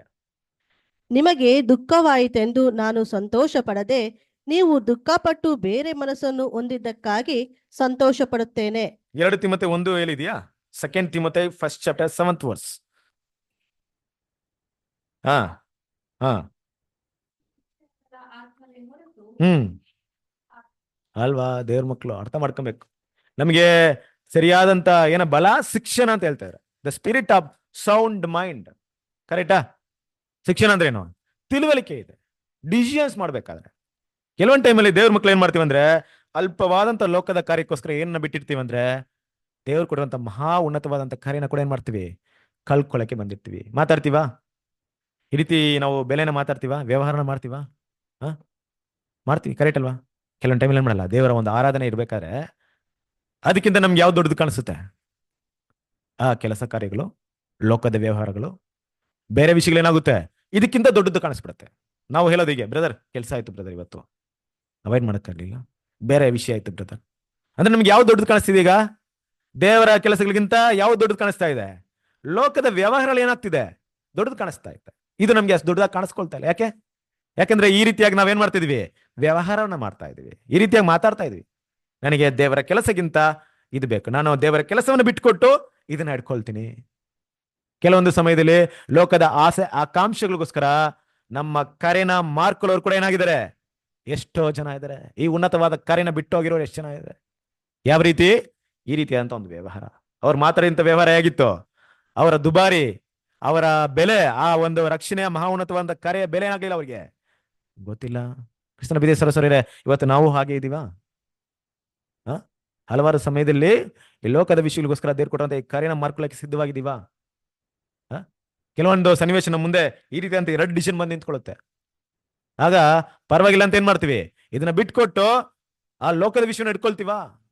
ಯೋಚನೆ ಮಾಡ್ರಿ. ಈ ಮಣ್ಣಿಗೋಸ್ಕರ ಆ ಮಾಣಿಕ್ಯವನ್ನ ಬಿಟ್ರೆ ಮುಂದೊಂದು ದಿನ ಸಿಗೋದೇ ಇಲ್ಲ. ಏನಾಯ್ತು ಗೊತ್ತಾ ಹೆರೋದನ ಜೀವನದಲ್ಲಿ? ಕ್ರಿಸ್ತನ ಪಿತೇಸರು ಸರಿ, ಹೆರೋದನಿಗೆ ಎಷ್ಟು ದುಃಖವಾಯ್ತು ಅಂದ್ರೆ, ಅದಾದ ನಂತರ ಒಬ್ಬ ಮೆಂಟಲ್ ತರ ಆಗ್ಬಿಟ್ಟಿದ್ದ ಹೆರೋದನ್. ಅವನಿಗೆ ನೋಡಿದವರೆಲ್ಲ ಯೆಹೋವನ ಕಾಣಿಸ್ತಾ ಇದ್ರು. ಯೇಸು ಕ್ರಿಸ್ತನ್ ಬಂದಾಗ, ಯೇಸು ಕ್ರಿಸ್ತನ್ ಮಾತು ಕೇಳಿದಾಗ ಏನಂತ ಬಿಟ್ಟಿದ್ರು? ಸತ್ತೋಗಿರೋಂತ ಯೆಹೋವನ ಏನ್ ಮಾಡಿದ್ರೆ ಬಂದ್ಬಿಟ್ಟಿದ್ದಾನಂತಿದ್ರು. ನೋಡ್ರಿ, ಅವ್ನ ಮೈಂಡ್ ಎಷ್ಟು ಮಟ್ಟಿಗೆ ಕೆಟ್ಟೋಯ್ತು. ಆತನ ಮಾತಾಡಿದಂತ ಬೆಲೆ. ದೇವ್ರ ಮಕ್ಕಳು, ಇವತ್ತು ನಮ್ಗೆ ಕೊಟ್ಟಿರುವಂತ ಈ ದೊಡ್ಡ ಅವಕಾಶವನ್ನ ನಾವೇನ ಬಿಟ್ಟು ಹೋದ್ರೆ ಖಂಡಿತವಾಗ್ಲೂ ಇಂತಹ ಅವಕಾಶ ಮತ್ತೆ ನಮ್ಗೆ ಸಿಗೋದಿಲ್ಲ. ನಾವು ಯಾವ ರೀತಿ ವ್ಯವಹಾರವನ್ನ ಇವತ್ತು ಮಾಡ್ತಾ ಇದೀವಿ? ನಮ್ಮ ಜೀವಿತದಲ್ಲಿ ದೇವರ ಒಂದು ಅವಕಾಶ ಬಂದಾಗ ಅದಕ್ಕಿಂತ ದೊಡ್ಡದು ಅಂತ ವಿಷಯಕ್ಕೆ ಯಾವುದಕ್ಕೆ ಪ್ರಾಮುಖ್ಯತೆ ಕೊಡ್ತಾ ಇದೀವಿ? ಲೋಕದ ವ್ಯವಹಾರಗಳಿಗೆ ತುಂಬಾ ಪ್ರಾಮುಖ್ಯತೆ ಕೊಟ್ಟು ದೇವರ ಕರೆ, ದೇವರ ಸತ್ಯ, ದೇವರ ಸಹೋದರ ಐಕ್ಯತೆಯನ್ನು ಬಿಟ್ಕೊಡಕ್ಕೆ ಸಿದ್ಧರಾಗಿದ್ದೀವಾ? ಇಲ್ಲ ಲೋಕವನ್ನ ತ್ಯಾಗ ಮಾಡಿ ಸತ್ಯ, ದೇವರ ಐಕ್ಯವನ್ನ ನಾವು ಹುಡ್ಕೊಳ್ಳಕ್ಕೆ ಸಿದ್ಧವಾಗಿದ್ದೀವಾ? ಈ ಪ್ರಶ್ನೆ ಯಾರ ಮುಂದೆ ಇದೆ? ಉತ್ತರ ಯಾರ ಮುಂದೆ ಇದೆ? ನಮ್ಗೆ ನಾವೇ ಕೇಳ್ಕೊಬೇಕಾಗುತ್ತೆ. ಕ್ರಿಸ್ತನ ಬಿದೆ ಸರಸರೇ, ಅದರಿಂದ ನೋಡ್ಬೇಕಾದ್ರೆ ಅದಾದ ನಂತರ ಹೆರೋದನ ಜೀವನ ತುಂಬಾ ಮೋಸವಾಗಿತ್ತು ಅನ್ನೋ ವಿಷಯ ನೋಡ್ತೀವಿ. ಒಂದ್ ವೇಳೆ ಇಲ್ಲಿ ಸಹೋದರ ಮಾತಾಡ್ಬೇಕಾರೆ ಅನಂತರ ಹೆರೋದ ತುಂಬಾ ದುಃಖ ಪಟ್ಟರು ಕೂಡ ಏನಾಗ್ಲಿಲ್ಲ, ಮತ್ತೆ ಆ ದುಃಖ, ಆ ಪಶ್ಚಾತ್ತಾಪ ಆತನ ಮತ್ತೆ ಹಳೆಯ ಒಂದು ಕಂಡೀಷನ್ಗೆ ತರಕ್ಕಾಗ್ಲಿಲ್ಲ. ಕೆಲವೊಂದು ಟೈಮಲ್ಲಿ ದೇವ್ರ ಮಕ್ಕಳು ನಾವು ಪಡುವಂತಹ ದುಃಖ ಕೂಡ ಅದೇನಾಗುತ್ತಂದ್ರೆ, ಒಂದು ಎಕ್ಸ್ಟ್ರೀಮ್ ಲೆವೆಲ್ಗೆ ಹೋದಾಗ ನಮ್ಗೇನಾಗಲ್ಲ ಅಂದ್ರೆ ಅಲ್ವಾ, ಆ ದುಃಖದಿಂದ ಯಾವುದೇ ಒಂದು ಪರಿಣಾಮ ಆಗಲ್ಲ, ನಮ್ಗೆ ರಿಸಲ್ಟ್ ಆಗಲ್ಲ. ಕೆಲವೊಂದು ದುಃಖ ನಮ್ನ ಏನ್ ಮಾಡುತ್ತೆ? ನಾವು ಕಲ್ಕೊಂಡಿಂದ ಮತ್ತೆ ತಿರ್ಕೊಡುತ್ತೆ. ದೇವ್ರ ಹತ್ರ ಮನಸ್ಸಂತರ ಪಡ್ಬೋದು, ದೇವ್ರ ಹತ್ರ ಅಲ್ಬೋದು. ಆದ್ರೆ ಒಂದು ಹಂತ ನಾವು ದಾಟ್ಮೇಲೆ ನಾವೇನೇ ದುಃಖ ಪಟ್ರೆ ಏನಾಗಲ್ಲ, ಅದು ದೇವರಿಗೆ ತಕ್ಕ ದುಃಖವಾಗಿರಲ್ಲ. ಹೋದ್ರಿ 2 ಕೊರಿಂಥದವರಿಗೆ 7ನೇ ಅಧ್ಯಾಯ 9ನೇ ವಾಕ್ಯ. ನಿಮಗೆ ದುಃಖವಾಯಿತೆಂದು ನಾನು ಸಂತೋಷ ಪಡದೆ ನೀವು ದುಃಖಪಟ್ಟು ಬೇರೆ ಮನಸ್ಸನ್ನು ಹೊಂದಿದ್ದಕ್ಕಾಗಿ ಸಂತೋಷ ಪಡುತ್ತೇನೆ. ನೀವು ದೇವರ ಚಿತ್ತಕ್ಕನುಸಾರವಾಗಿ ದುಃಖಿಸದರಿಂದ ನಿಮ್ಮಿಂದ ಯಾವುದರಲ್ಲಿಯೂ ನಷ್ಟ ಪಡಲಿಲ್ಲವಲ್ಲ. ಸೊ ದೇವರಿಗೆ ಸಂಬಂಧಪಟ್ಟಂತ ದುಃಖ ಅಂದ್ರೆ ಏನಪ್ಪಾ ಅಂದ್ರೆ, ಒಂದು ವಿಷಯವನ್ನ ದೇವರು ಮತ್ತೆ ಮತ್ತೆ ನಮಗೆ ನೆನಪು ಮಾಡ್ತಾ ಇರ್ತಾರೆ. ಆ ವಿಷಯನ ಮಾಡ್ಬಾರ್ದಂತ ಹಲವಾರು ರೀತಿ ನಮ್ಗೆ ಆಲೋಚನೆ ಕೊಡ್ತಾ ಇರ್ತಾರೆ. ನಾವು ಮೀರಿ ಮೀರಿ ಮೀರಿ ಮಾಡಿ ಕೊನೆಗೆ ಒಂದು ಅಪಾಯದಲ್ಲಿ ಸಿಗ್ಲಾಕೊಂಡ್ಮೇಲೆ ನಾವ್ ಎಷ್ಟೇ ಕೂಗಿದ್ರೆ ಏನ್ ಮಾಡಕ್ಕಾಗಲ್ಲ, ಅಲ್ಲಿಂದ ಹೊರಡೆ ಬರಕ್ಕಾಗಲ್ಲ. ಕ್ರಿಸ್ತನ ಪಿತೇಸರು ಸರ್, ಇಂತಹ ಸನ್ನಿವೇಶಕ್ಕೆ ದೇವ್ರ ಮಕ್ಕಳು ನಾವು ಹೋಗ್ಬಾರ್ದು. ಆದ್ರಿಂದ ಯಾವಾಗಲೂ ಮುನ್ನೆಚ್ಚರಿಕೆಯಿಂದ ನಾವು ದೇವರ ವಿಷಯಗಳಿಗೆ ಮಾಡುವಂತ ವ್ಯವಹಾರ ಎಷ್ಟರ ದುಬಾರಿ ಇದೆ, ಯಾವುದಕ್ಕೆ ತುಂಬಾ ಪ್ರಾಮುಖ್ಯತೆ ಕೊಡ್ತೀವಿ ಅನ್ನೋದು ನಮ್ಮ ಮನಸ್ಸಲ್ಲಿ ಇರಬೇಕಾಗಿದ್ದಂಥ ವಿಷಯ. ನೆಕ್ಸ್ಟ್ ನಾವು ಒಂದು 5th ಪಾಯಿಂಟ್ ನ ನೋಡ್ತಾ ಇದ್ವಿ. ಏನಪ್ಪಾ ನೋಡ್ಬೇಕಾರೆ, ಪಾಯಿಂಟ್ ಗಮನಿಸ್ತಾ ಇದ್ದೀರಾ? ಇಲ್ಲಿ 1 2 3 ಅಂತ ಹಾಕೊಂಡ್ ಬರ್ತಾ ಇದ್ದೆ. ಅಲ್ವಾ? ಕ್ರಿಸ್ತನ ಪ್ರೀತಿಯ ಸರಸರೇ, ಅರ್ಧ ರಾಜ್ಯ ಬೇಕಾ ಅಂತ ಕೇಳಿದಾಗ ಸಲೋಮಿಯ ಮನಸ್ಸು ಹೆಂಗಿರ್ಬೇಕಾಯ್ತು? ಒಬ್ಬ ಯೌವನಸ್ಥ ಹುಡುಗಿ, ಕರೆಕ್ಟ್ ಅಲ್ವಾ? ತನ್ನ ಜೀವನದಲ್ಲಿ ದೊಡ್ಡ ಅಚೀವ್ಮೆಂಟ್ ಏನ್ ಮಾಡಿಲ್ಲ. ಇವತ್ತೊಂದು ಬಿಗ್ಗೆಸ್ಟ್ ಆಪರ್ಚುನಿಟಿ ಸಿಕ್ಕಿದೆ, ಒಂದು ಬಿಗ್ಗೆಸ್ಟ್ ಆಫರ್ ಸಿಕ್ಕಿದೆ. ಏನಪ್ಪಾ ಸಿಕ್ಕಿದೆ ಅಂದ್ರೆ ಒಂದು ನಾಟ್ಯಕ್ಕೆ ಏನ್ ಸಿಕ್ಕಿದೆ? ಅರ್ಧ ರಾಜ್ಯ ಸಿಗ್ತಾ ಇದೆ. ಏನೆಲ್ಲ ಕನಸು ಬಂದಿರ್ಬೋದು? ಆ ಅರ್ಧ ರಾಜ್ಯ, ಆ ರಾಜ್ಯ ನಂದೇ, ನಾನೇ ಆಳ್ವಿಕೆ ಮಾಡ್ತೀನಿ. ಎಷ್ಟು ಶ್ರೀಮಂತಿಕೆ, ಎಷ್ಟು ಐಶ್ವರ್ಯ, ಎಷ್ಟು ಆಡಂಬರ. ಆಕೆ ಅದನ್ನ ಕೇಳದೆ ಎಲ್ಲಿಗೆ ಹೋಗ್ತಾರೆ ಗೊತ್ತಾ? ತನ್ನ ತಾಯಿ ಹತ್ರ ಹೋಗ್ತಾರೆ. ತಾಯಿ ಹತ್ರ ಹೋಗಿ ಏನಂತ ಕೇಳ್ತಾರೆ? ಅಮ್ಮ, ನಾನು ಏನ್ನ ಕೇಳ್ಕೊಳ್ಳಿ. ಅವ್ರು ಮಾತಾಡ್ಬೇಕಾರೆ ಕೆಲವೊಂದು ಸಮಯದಲ್ಲಿ ನೋಡ್ರಿ, ಹೆರೋದಿಯಲು ಹೇಗೆ ಹೆರೋದನ್ನ ತನ್ನ ಕಂಟ್ರೋಲ್ ಇಟ್ಕೊಂಡಿದ್ಲು, ಹಾಗೆ ತನ್ನ ಮಗಳನ್ನ ಕೂಡ ಏನ್ ಮಾಡಿದ್ರು? ತನ್ನ ಹತೋಟಿಯಲ್ಲಿ ಇಟ್ಕೊಂಡ್ಬಿಟ್ಟಿದ್ರು. ಆತನ ಆಕೆ ಪ್ರೀತಿ ವಾತ್ಸಲ್ಯ ಎಲ್ಲನೂ ಕೂಡ ತನ್ನ ಕಂಟ್ರೋಲ್ ಇಟ್ಕೊಂಡ್ಬಿಟ್ಟಿದ್ರು. ಇಲ್ಲಿ ದೊಡ್ಡ ವಿಷಯ ಏನಪ್ಪಾ ಅಂದ್ರೆ, ಅದನ್ನ ಕರೆಕ್ಟ್ ಆಗಿ ಯೂಸ್ ಮಾಡಿದ್ರೆ ಆಕೆ ಒಳ್ಳೆ ಒಂದು ಸ್ಥಿತಿಯಲ್ಲಿ ಇರ್ತಿದ್ರು. ಮಿಸ್ಯೂಸ್ ಮಾಡಿದ್ರೆ ಆಕೆ ಜೀವನ ಆಗ್ತಿತ್ತು, ಹಾಳಾಗ್ತಾ ಇತ್ತು. ಈಗ ಹೋಗಿ ಏನ್ ಮಾಡ್ತಾರೆ?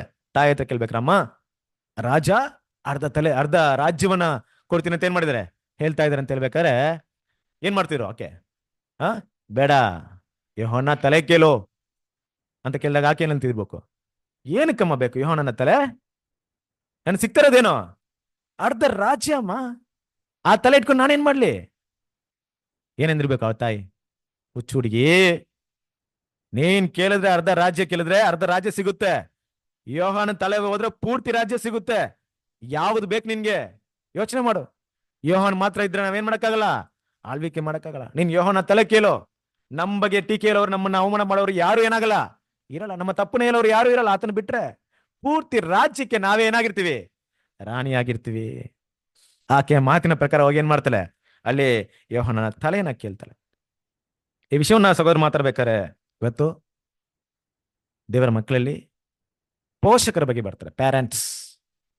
ನಿಮ್ಮ ಇನ್ಫ್ಲೂಯೆನ್ಸ್ ಇದನ್ನ ಇಟ್ಟು ನಿಮ್ಮ ಮಕ್ಕಳನ್ನ ಯಾವ ರೀತಿ ನೀವು ನಡೆಸ್ತಾ ಇದ್ದೀರಾ? ಅದರಲ್ಲೂ ಕೂಡ ಬ್ರದರ್ ಮಾತಾಡ್ಬೇಕಾರೆ ವಿಶೇಷವಾಗಿ ಸ್ತ್ರೀಯನ್ನ ಮಾತಾಡ್ತಾರೆ. ಒಬ್ಬ ತಾಯಿ ಇನ್ಫ್ಲೂಯೆನ್ಸ್ ಬಗ್ಗೆ ಮಾತಾಡ್ತಾರೆ.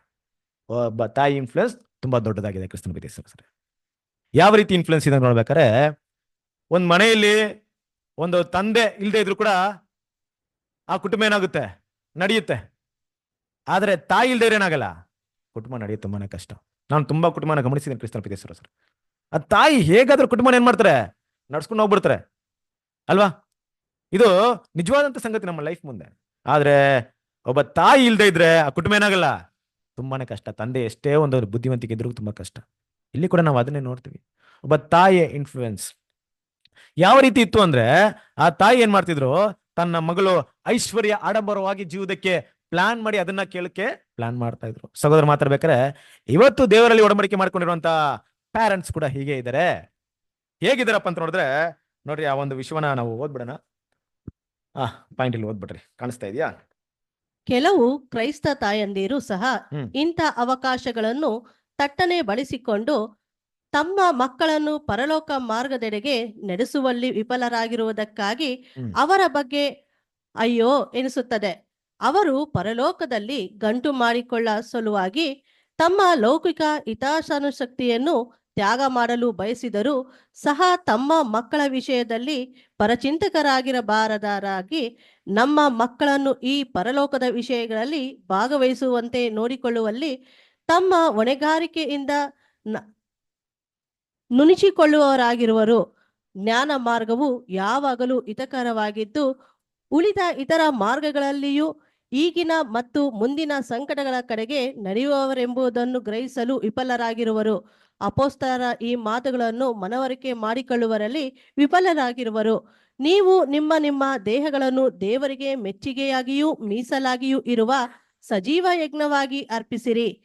ಇದೇ ನಿಮ್ಮ ವಿವೇಕಪೂರ್ವಕವಾದ ಆರಾಧನೆಯು. ಇತರರ ಮಾರ್ಗಗಳೆಲ್ಲವೂ ಅಯುಕ್ತವೂ ವಿಚಾರಹೀನವೂ ಅವಿವೇಕವೂ ಆಗಿರುವವು. ನೋಡಿದ್ರೆ ಕೃಷ್ಣ ಪ್ರೀತಿಯ ಸಹೋದರರೇ, ಏನಪ್ಪ ವಿಷಯ ಇಲ್ಲಿ ಹೇಳಕ್ ಬರ್ತಿದ್ರ ಅಂತ ನೋಡ್ಬೇಕಾರೆ, ದೇವ್ರ ಮಕ್ಳು ಏನ್ ಮಾಡ್ತಾರೆ ಅಂದ್ರೆ, ನಾವು ಇಕ್ಕಟ್ಟಾದಲ್ಲಿ ನಡೀತಾ ಇರ್ತೀವಂತೆ, ಕಷ್ಟವನ್ನ ಪಡ್ತಾ ಇರ್ತೀವಿ ಕ್ರಿಸ್ತನಿಗೋಸ್ಕರ. ಆ ಕಷ್ಟ ನಮ್ಗೆ ಹೆಂಗ್ ಅನಿಸ್ತಾ ಇದೆ ಅಂದ್ರೆ, ಕೆಲವೊಂದು ಟೈಮಲ್ಲಿ ಎಲ್ರಿಗೂ ಕೂಡ ಏನಾಗಲ್ಲ, ಸಂತೋಷಕರವಾಗಿರಲ್ಲ. ಕರೆಕ್ಟಾ? ಇಕ್ಕಟ್ಟಾದ ಮಾರ್ಗದಲ್ಲಿ ನಡೆಯೋದು, ದೇವರಿಗೋಸ್ಕರ ತಮ್ಮನ್ನ ತ್ಯಾಗ ಮಾಡೋದು ತುಂಬಾ ಕಷ್ಟ ಅನ್ಸುತ್ತೆ. ಆ ಟೈಮಲ್ಲಿ ಅವ್ರು ಏನೋ ಯೋಚನೆ ಮಾಡ್ತಾರೆ ಅಂದ್ರೆ, ನಾನ್ ಪಡ್ತಾರ ಕಷ್ಟ ಯಾರು ಪಡ್ಬಾರ್ದು? ನನ್ನ ಮಕ್ಳು ಪಡಬಾರ್ದು. ಯೋಚನೆ ಮಾಡ್ರಿ.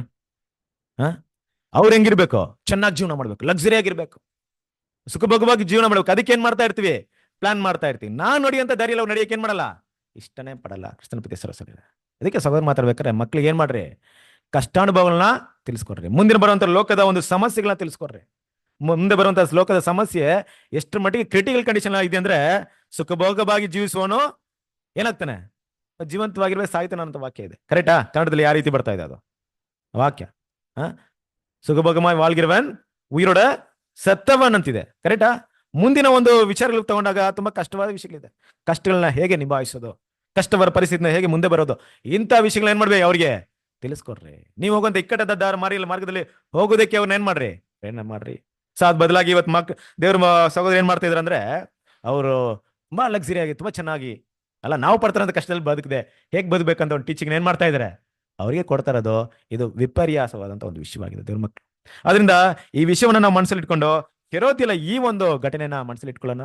ಹೆರೋದಿಲ್ಲ ಮನಸ್ಸು ಏನಿತ್ತು ಅಂತ ನೋಡ್ಬೇಕಾರೆ, ಯೋಹಾನನ್ ಮಾತ್ರ ಇಲ್ದೆ ಹೋದಾಗ ನಾನು ಏನಾಗ್ತೀನಿ, ಇಡೀ ಒಂದು ಇಸ್ರೇಲ್ಗೆ ರಾಜ ಆಗ್ತೀನಿ ಅಂತ ಒಂದು ಮೈಂಡ್ ಇತ್ತು. ನಡೀತಾ? ಅದಾದ ನಂತರ ಆಯ್ತಾ ಆತರ? ಆಗ್ಲಿಲ್ಲ. ಕ್ರಿಸ್ತನ ಹೆರೋದನ್ನ ಒಂದು ದ್ವೀಪಕ್ಕೆ ಹಾಕ್ಬಿಟ್ರು, ಗಲ್ಫ್ ಅನ್ನುವಂತ ಒಂದು ದ್ವೀಪಕ್ಕೆ ಆತನ ಹಾಕ್ಬಿಟ್ರು. ಅಲ್ಲಿ ಆತ ಸತ್ತೋದ. ಇವಳಿಗೆ ಹೆರೋದ ರಾಜ್ಯ ಇದೆಯಾ? ರಾಜ್ಯ ಬರಲ್ಲ, ಏನೂ ಇಲ್ಲ. ಎಲ್ಲಿ ದಿಕ್ಕುಪಾಲಾದ್ರೋ ಏನಾದ್ರು ಅಂತ ಗೊತ್ತೇ ಇಲ್ಲ.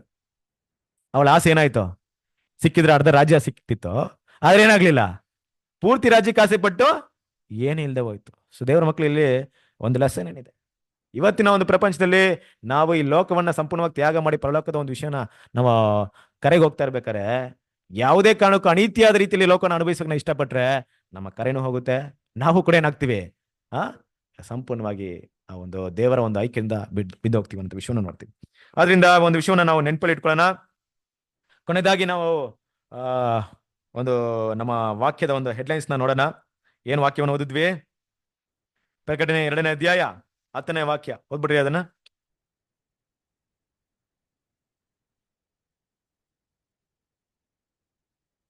ನಿಮಗೆ ಸಂಭವಿಸುವುದಕ್ಕಿರುವ ಬಾಧೆಗಳಿಗೆ ಹೆದರಬೇಡ. ಸ್ಕ್ರೀನ್ ಅಲ್ಲಿ ಸಾಕು, ಓದ್ಬಿಡ್ರಿ. ಅಂದ್ರೆ ಸಾಯಬೇಕಾದ್ರೂ ನೀವು ಸಾಯಬೇಕಾದರೂ ನಂಬಿಗಸ್ತರಾಗಿರು, ನಾನು ನಿನಗೆ ಜೀವವೆಂಬ ಜಯಮಾಲೆಯನ್ನು ಕೊಡುವೆನು. ಕ್ರಿಸ್ತನ ಪ್ರೀತಿಯ ಸಹೋದರ, ಇಲ್ಲಿ ಗಮನಿಸಬೇಕಾದ ವಿಷಯ ಏನಪ್ಪಾ ಅಂದ್ರೆ, ಈ ವಾಕ್ಯ ಸ್ನಾನಿಕನ ಯೋಹಾನನಿಗೆ ಅಪ್ಲೈ ಮಾಡಕ್ಕಾಗುತ್ತಾ?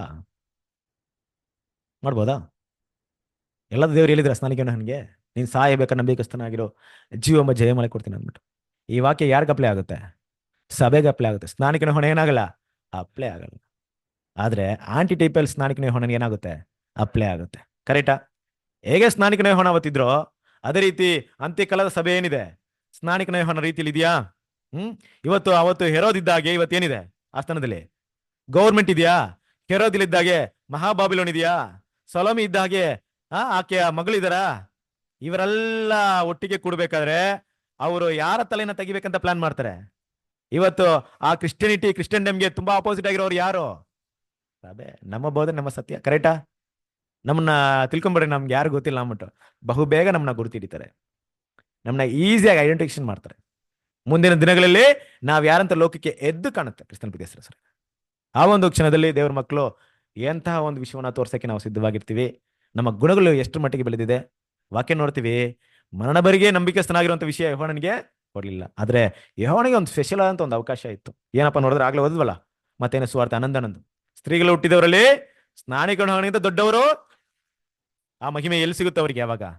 1000 ವರ್ಷ ಆಳ್ವಿಕೆಯಲ್ಲಿ ಪುನರ್ತನ ಬಂದಾಗ ದೇವ್ರೇನ್ ಮಾಡ್ತಾರೆ, ಎಲ್ರಿಗಿಂತ ದೊಡ್ಡ ಸ್ಥಾನವನ್ನು ಕೊಟ್ಟಾಗ ಎಲ್ಲರೂ ಏನ್ ಮಾಡ್ತಾರೆ, ಆ ಪ್ರಶ್ನೆ ಕೇಳ್ತಾರೆ, ಏನಕ್ಕೆ ಸ್ನಾನಿಕನಿಗೆ ಅಷ್ಟು ದೊಡ್ಡ ಸ್ಥಾನಮಾನ ಅಂತ ಕೇಳಿದಾಗ ಏನಾಗುತ್ತೆ, ಆತನ ಜೀವನ ಎಲ್ರಿಗೊಂದು ಲೆಸನ್ ಆಗಿರುತ್ತೆ, ಎಷ್ಟು ದೊಡ್ಡ ತ್ಯಾಗ ಮಾಡಿದ್ರು ಅಂದ್ಬಿಟ್ಟು.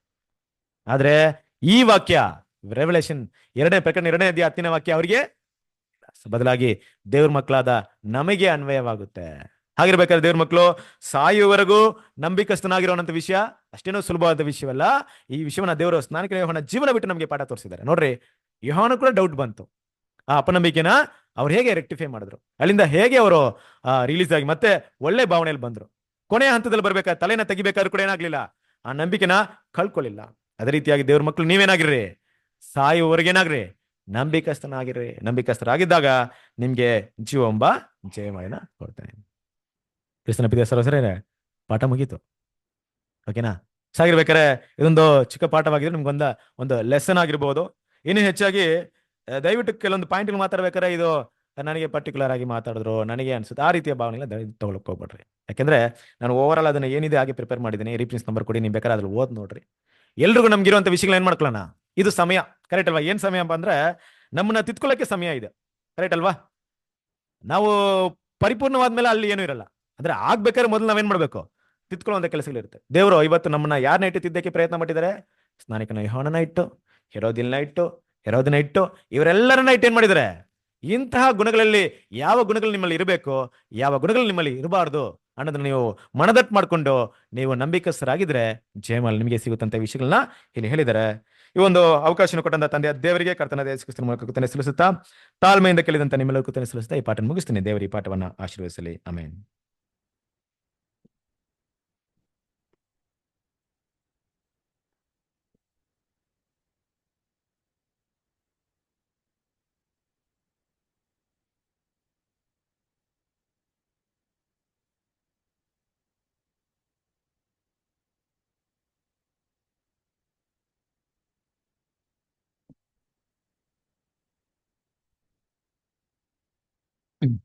ಕರ್ತನಲ್ಲಿ ಪ್ರೀತಿ ಅಂತ ಸಹೋದರ ಸಹೋದರಿಯರೇ, ನಮ್ಮ ನಡುವೆ ಸ್ವರಂತ ರಿಚರ್ಡ್ ಬ್ರದರು ಸ್ನಾನಿಕನ ಯೋಹನ ಒಂದು ಜೀವನದಿಂದ ನಮಗೇನಪ್ಪ ಪಾಠ ಅಂತ ಏನ್ ಮಾಡಿದ್ರು, ಅನೇಕ ವಿಚಾರಗಳನ್ನ ಏನ್ ಮಾಡಿದ್ರು ನಮ್ಮ ಹತ್ರ ಮಾತಾಡಿದ್ರು ಅಲ್ವರ. ಸೊ ಅದು ನೋಡ್ಬೇಕಾದ್ರೆ ಏನ್ರಿ, ಆ ಒಂದು ಸ್ನಾನಿಕನ ಯೋಹನಿಗೆ ಯೇಸು ಕ್ರಿಸ್ತನ ಮೇಲೆ ಏನ್ ಮಾಡ್ತಾರೆ, ಒಂದು ಡೌಟ್ ಪಡ್ತಾರಲ್ವರ. ಇದನ್ನ ನಮ್ಮ ಬ್ರದರ್ ಅಸಲ್ ಏನ್ರಿ ರೀಪ್ರಿಂಟ್ಸ್ ಬರಿಬೇಕಾದ್ರೆ, ಮತ್ತೆ ಎಸ್ಪೆಷಲಿ ವಾಲ್ಯೂಮ್ನಲ್ಲಿ ಕೂಡ ಬರಿಬೇಕಾದ್ರೆ ಏನ್ ಮಾಡ್ತಾರೆ ಅಂತಂದ್ರೆ, ದೇವ್ರ ಮಕ್ಳಿಗೆ ಬರುವಂತ ಸಂದೇಹಗಳ ಬಗ್ಗೆ ಏನ್ ಮಾಡ್ತಾರೆ ಹೇಳ್ತಾರೆ ಅಲ್ವರ. ನೋಡಿರ್ತೀನಿ, ಸ್ನಾನಿಕನ ಯೋಹನ ಯಾರಪ್ಪ ಅಂತಂದ್ರೆ, ನಾವು ನೋಡಿದಿರಿ ಏನಂತಾರೆ, ಯೇಸು ಕ್ರಿಸ್ತನ್ಗೆ ಏನ್ ಮಾಡಿದವ್ರು, ಅವರು ಮಾರ್ಗನ ಸಿದ್ಧ ಮಾಡಿದವರು ಅಲ್ಲರ. ಯೇಸು ಕ್ರಿಸ್ತ ಎಷ್ಟು ಅಪ್ರಿಷಿಯೇಟ್ ಮಾಡ್ಬಿಟ್ರು ಅಂತಂದ್ರೆ, ಎಲ್ಲಾ ಸ್ತ್ರೀಗಳಲ್ಲಿ ತುಂಬಾ ಶ್ರೇಷ್ಠವಾದವ್ರು ಯಾರಪ್ಪ ಅಂದ್ರೆ ಇವರು. ಯಾಕೆ ಅಂತಂದ್ರೆ, ಯಾಕೆ ಇವ್ರಿಗೆ ಮಾತ್ರ ಪದವಿ ಕೊಡ್ತಾರೆ? ಯೋಚನೆ ಮಾಡಿದಾರೆ ಯಾವ ತರ, ಏನಕ್ಕೆ ಪದವಿ ಕೊಡ್ತಾರೆ? ಯಾಕೆ ಈ ಸ್ನಾನಿಕನ ಯೋಹನಿಗೆ ಮಾತ್ರ ಎಲ್ಲಾ ಪ್ರವಾದಿಗಳಿಗಿಂತ ಗ್ರೇಟೆಸ್ಟ್ ಅಂತ ಯಾಕೆ ಹೇಳ್ತಾರೆ? ನೋಡ್ಬೇಕಾದ್ರೆ ಇದಕ್ಕಿಂತ ತುಂಬಾ ದೊಡ್ಡ ಪ್ರವಾದಿಗಳಿದ್ದಾರೆ ಅಂದ್ರೆ, ಎಷ್ಟೆಷ್ಟು ಕೆಲಸಗಳು ಮಾಡೋದು, ಇವ್ರಿಗಿಂತ ಭಯಂಕರವಾಗಿರೋಂಥ ಕೆಲಸಗಳು ಮಾಡಿದ್ದಾರೆ, ತುಂಬಾ ಫೇತ್ಫುಲ್ ಆಗಿರೋ, ಇನ್ನೂ ತುಂಬಾ ಸ್ಯಾಕ್ರಿಫೈಸಸ್ ಮಾಡಿದ್ದಾರೆ. ಅಂತದ್ರಲ್ಲಿ ಯಾಕೆ ಸ್ನಾನಿಕನ ಯೋಹಾನನ್ ಮಾತ್ರ ಎಲ್ಲಾರ್ಕಿಂತ ಗ್ರೇಟೆಸ್ಟ್ ಅಂತ ಹೇಳ್ತಾರೆ? ಅವ್ರು ಪರಲೋಕರ ಮಾರ್ಗದ ಬಗ್ಗೆ ತಿಳಿಸಿದ್ರಲ್ರಿ ಅವ್ರು. ತುಂಬಾ ಸಿಂಪಲ್ ಆನ್ಸರ್ ಹೇಳ್ರಿ, ಹೇಳಿ ಏನಕ್ಕೆ ಕಾರ್ತಿಕ್ ಬದ ಕೊನೆ ಪ್ರವಾದಿ. ಓಕೆ, ಆಮೇಲೆ ಫ್ರೆಂಡ್ಸ್ ಆಗಿದ್ರು. ಓಕೆ ಆಯ್ತು, ಆಮೇಲೆ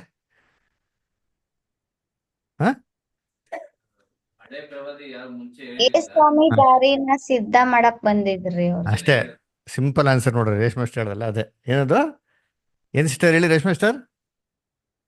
ಪರಲೋಕ ರಾಜ್ಯದ ಯೇಸು ಸ್ವಾಮಿ ದಾರಿನ ಸಿದ್ಧ ಮಾಡಕ್ ಬಂದ್ರು. ಅದು ಒಂದು ಪ್ರವಾದಿ. ಯಾವುದೇ ಪ್ರವಾದಿ ಬಂದ್ಬಿಟ್ಟು ಯೇಸು ಕ್ರಿಸ್ತನ್ ಮಾರ್ಗ ಏನ್ ಮಾಡ್ಲಿಲ್ಲ, ಸಿದ್ಧ ಮಾಡ್ಲಿಲ್ಲ ಅಲ್ವರ.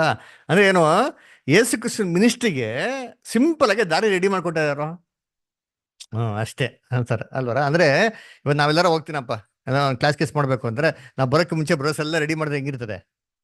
ನಿಮ್ಗೆ ಎಕ್ಸ್ಪೀರಿಯನ್ಸ್ ಇದೆ, ಗೊತ್ತಾಯ್ತದೆ ಅಲ್ವರ. ನಮ್ಗೆ ಹೆಂಗಿರ್ತಾರೆ ಹೋಗಿದ ತಕ್ಷಣ ಪರವಾಗಿಲ್ಲಪ್ಪ ರಿಲ್ಯಾಕ್ಸ್ ಆಗಿ. ಆ ತರ ಜೀಸಸ್ ಕ್ರೈಸ್ಟ್ ಮಿನಿಸ್ಟ್ರಿಗೆ ಮಾರ್ಗ ಸಿದ್ಧ ಮಾಡ್ಕೊಟ್ಟಾರೆ ಯಾರು ಅದರ.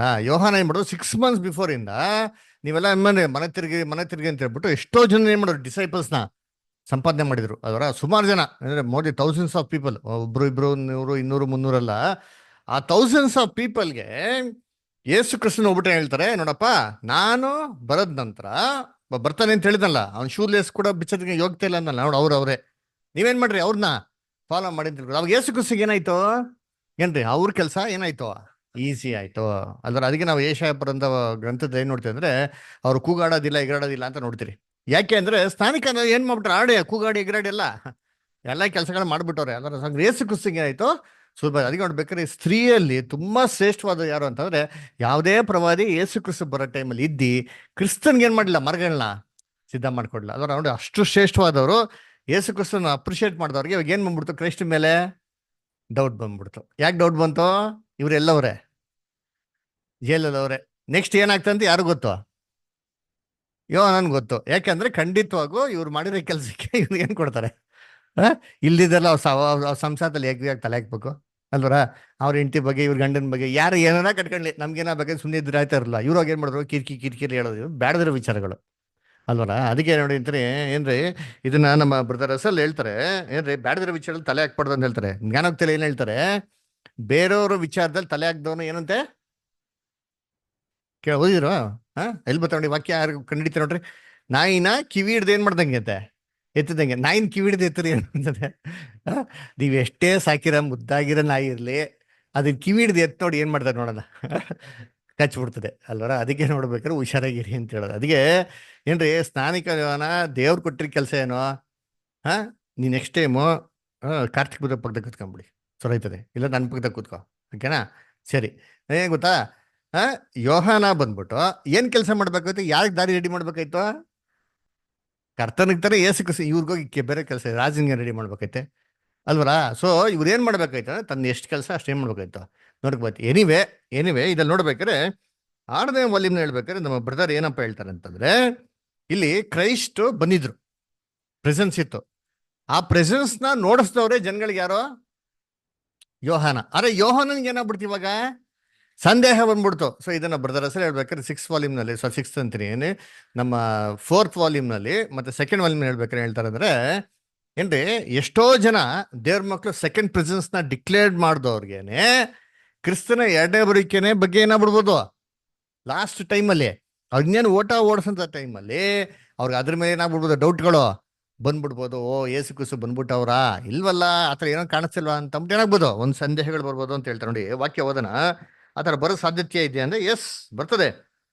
2ನೇ ಪೇತ್ರ 3ನೇ ಅಧ್ಯಾಯ, 2ನೇ ಪೇತ್ರ 3ನೇ ಅಧ್ಯಾಯ 3rd ವರ್ಸ್, 2 ಪೀಟರ್ 3:3.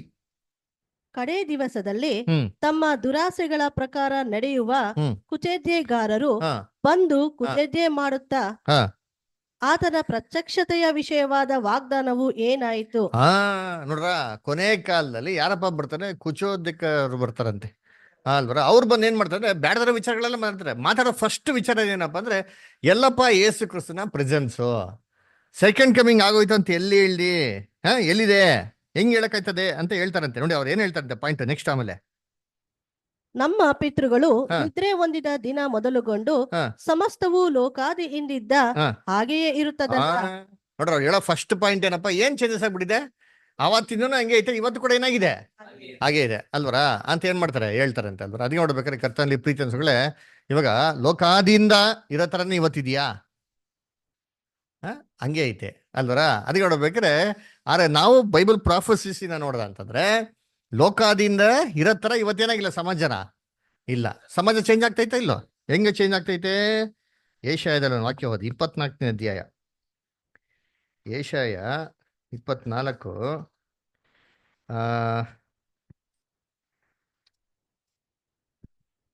24ನೇ ಅಧ್ಯಾಯದಲ್ಲಿ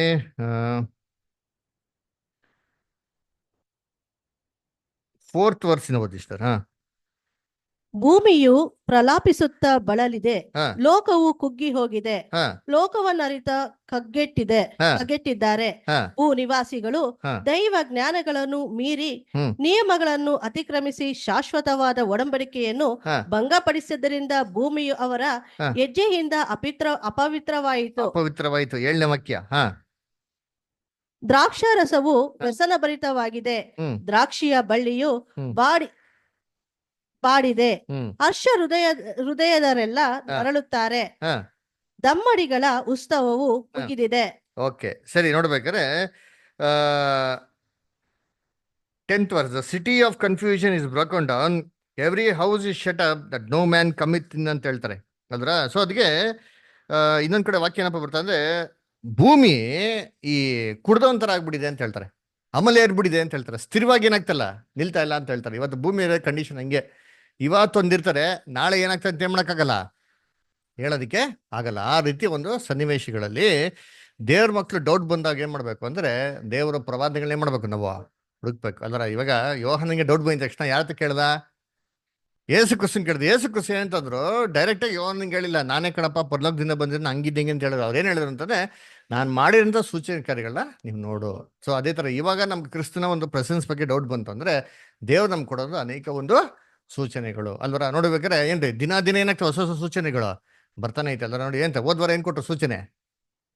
ಹೋದ್ವಾರದಲ್ಲಿ ನಮ್ಗೆ ಏನ್ ಸೂಚನೆ ಕೊಟ್ರು? ನೇಪಾಳಲ್ಲಿ ಆಗಿರೋದು ಅಲ್ವರ. ನೇಪಾಳಲ್ಲಿ ಆಗಿರೋದು ಇಡೀ ಜಗತ್ಗೆ ಏನ್ರಿ ಶಾಕು ಅಲ್ವರ. ಯಾಕಂತಂದ್ರೆ ಸಡನ್ ಆಗಿ ಏನಾಗಿದೆ, ಒಂದೇ ದಿನಕ್ಕೆ ಏನ್ ಮಾಡ್ಬಿಟ್ರು, ಪ್ರೈಮ್ ಮಿನಿಸ್ಟರ್ ಏನ್ ಮಾಡ್ಬಿಟ್ರ, ಇಳಿಸ್ಬಿಟ್ಟಾರೆ. ನೋಡ್ರಿ ಹೆಂಗ್ ಹೊಡ್ದವ್ರೆ ಮಿನಿಸ್ಟ್ರಿಗಳಿಗೆಲ್ಲ, ಎಲ್ಲ ಬಟ್ಟೆ ಬಿಚ್ಚಕ್ಕೆ ಹೊಡೆದ್ಬಿಟ್ಟಾರೆ. ಒಬ್ರನ್ನ ಅರ್ಧಕ್ಕರ್ಧ ಸುಟ್ಟು ಹಾಕ್ಬಿಟ್ಟವ್ರೆ ಅಲ್ವರ ಇಡೀ ಒಂದು ದೊಡ್ಡ ಇರೋಂಥ ಶ್ರೀಮಂತರುಗಳು ಒಬ್ರದ್ದು ಬಿಟ್ಟಿಲ್ಲ ರೀ, ಎಲ್ಲರೂ ಏನ್ ಮಾಡ್ಬಿಟ್ಟಾರೆ, ಧ್ವಂಸ ಮಾಡ್ಬಿಟ್ಟಾರೆ. ಅಲ್ಲ ಒಂದೇ ದಿನಕ್ಕೆ $3 ಬಿಲಿಯನ್ ಏನ್ ಮಾಡಿದಾರಂತೆ ನಷ್ಟ ಅಂತಾರೆ, ಅದು ಉಂಟು ಮಾಡಿದಾರಂತೆ ಅಲ್ವರ. ಸೊ ಒಂದೇ ದಿನಕ್ಕೆ ಏನಾಗೋಯ್ತು, ರಾಜ್ಯ ಏನಾಗೋಯ್ತು, ಟೋಟಲ್ ಆಗಿ ಬದಲಾಗೋಯ್ತು. ಅದಕ್ಕೆ ನೋಡ್ಬೇಕಾದ್ರೆ ಭೂಮಿ ಇವತ್ತು ಈ ಸ್ಥಿತಿಲಿ ಇದೆ. ಇದು ನಮಗೇನಪ್ಪ ಅಂದ್ರೆ ಸೂಚನೆ. ನಮಗೆ ಡೌಟ್ ಬಂತು ಅಂದ್ರೆ ನಾವು ಕ್ರಿಸ್ತನ್ಗೆ ಏನ್ ಮಾಡ್ಬೇಕು, ಪ್ರಶ್ನೆ ಕೇಳಿದಾಗ ಎಲ್ಲ ಭೂಲೋಕದಲ್ಲಿ ಏನ್ ಕೊಡ್ತಾ ಇದಾರಪ್ಪ ಅಂದ್ರೆ, ನೋಡಪ್ಪ ಇವೆಲ್ಲ ಸೂಚನೆಗಳು, ಇದೆಲ್ಲ ಏನ್ ಮಾಡ್ತಿದ್ದೀನಿ, ನಾನೇನ್ ಮಾಡ್ತಿದ್ದೀನಿ, ಬಂದೆ ನಿಂತು ನಾನು ನಡೆಸ್ತಾ ಇದ್ದೀನಿ ಅಂತ ಅಲ್ವರ. ಅದಕ್ಕೆ ನೋಡಿ ಕೀರ್ತನೆ 2ನೇ ಅಧ್ಯಾಯ ನೋಡ್ರಿ ಹೇಳ್ತಾರೆ, 2ನೇ ಅಧ್ಯಾಯ 1ನೇ ವಾಕ್ಯ ಓದಿಂತೀನಿ. ಇವತ್ತು ಜಗತ್ತಿನ ಜನಗಳ ಆಲೋಚನೆ ಏನಂತೆ? ಅನ್ಯ ಜನಗಳು ಹ್ಮ್. ತುಂಬಿ ಮಾಡುವುದು, ಹ್ಮ್. ಜನಾಂಗದವರು ವ್ಯರ್ಥ ಕಾರ್ಯಗಳನ್ನು ಸೂಚಿಸುವುದು ಯಾಕೆ? ಯಾಕೆ ಜನಾಂಗಗಳು ವ್ಯರ್ಥ ಕಾರ್ಯಗಳನ್ನ ಯೋಚಿಸೋದು ಯಾಕೆ? ಅದರ ಏನು ವ್ಯರ್ಥ ಕಾರ್ಯ ಯೋಚನೆ ಮಾಡ್ತಾರೆ ಅಂದ್ರೆ, ಯೂಸ್ಲೆಸ್ ಥಿಂಗ್ಸ್, ಬ್ಯಾಡ್ದಿರೋ ವಿಚಾರಗಳನ್ನ ಯಾಕೆ ಯೋಚನೆ ಮಾಡ್ಬೇಕು? ಯೋಚನೆ ಮಾಡ್ರಿ, ಸುಮ್ಮನೆ ಏನ್ ಮಾಡ್ದ, ಚೆನ್ನಾಗಿದ್ದಿದ್ದು ರಾಜ್ಯದಲ್ಲಿ ನಾನು ನಾಳೆಯಿಂದ ಎಲ್ಲ ಸೋಷಿಯಲ್ ಮೀಡಿಯಾ ಏನ್ ಮಾಡ್ತೀನಿ, ಬ್ಲಾಕ್ ಮಾಡ್ತೀನಿ, ಎಲ್ಲ ಅದು ನಡೀತದ? ಇವತ್ತು ಜಗತ್ತು ನಿಂತಿರೋದು ಯಾವ್ದ್ರ ಮೇಲೆ? ಸೊ ಮಕ್ಳುಗಳು ಊಟ ತಿನ್ನಲ್ಲ ಏನ್ ಕೊಡ್ತೀರಾ ನೋಡಿ, ಅವ್ನ ಸಮಾಧಾನ ಮೊಬೈಲ್ ಕೊಟ್ಬಿಡಿ, ಸೈಲೆಂಟ್ ಆಗ್ಬಿಡ್ತಾನೆ ಬೇಕಾರೆ ಅಲ್ವರ. ಇವಾಗ ಅವ್ನ ಮೊಬೈಲ್ ಕಿತ್ಕೊಂಬಿಡಿ, ಏನಾಯ್ತದೆ?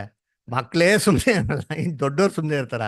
ಯೋಚನೆ ಮಾಡ್ರಿ, ಅದು 1-2 ಆ್ಯಪ್ ಬ್ಯಾನ್ ಮಾಡೋ ಬರಲ್ಲ, ಇಡೀ ಎಲ್ಲರೂ ಬ್ಯಾನ್ ಮಾಡ್ಬಿಟ್ರೆ ಏನಾಗ್ತದೆ? ಜನಗಳು ಎಲ್ಲ ಕಿತ್ಕೊಂಡು ರೋಡಿಗೆ ಬಂದ್ರು ಹೊಣಿತೀನಿ ಅಲ್ವರ. ಕಂಟ್ರೋಲ್ ಮಾಡಕ್ಕೆ ಏನಾಗಿಲ್ಲ.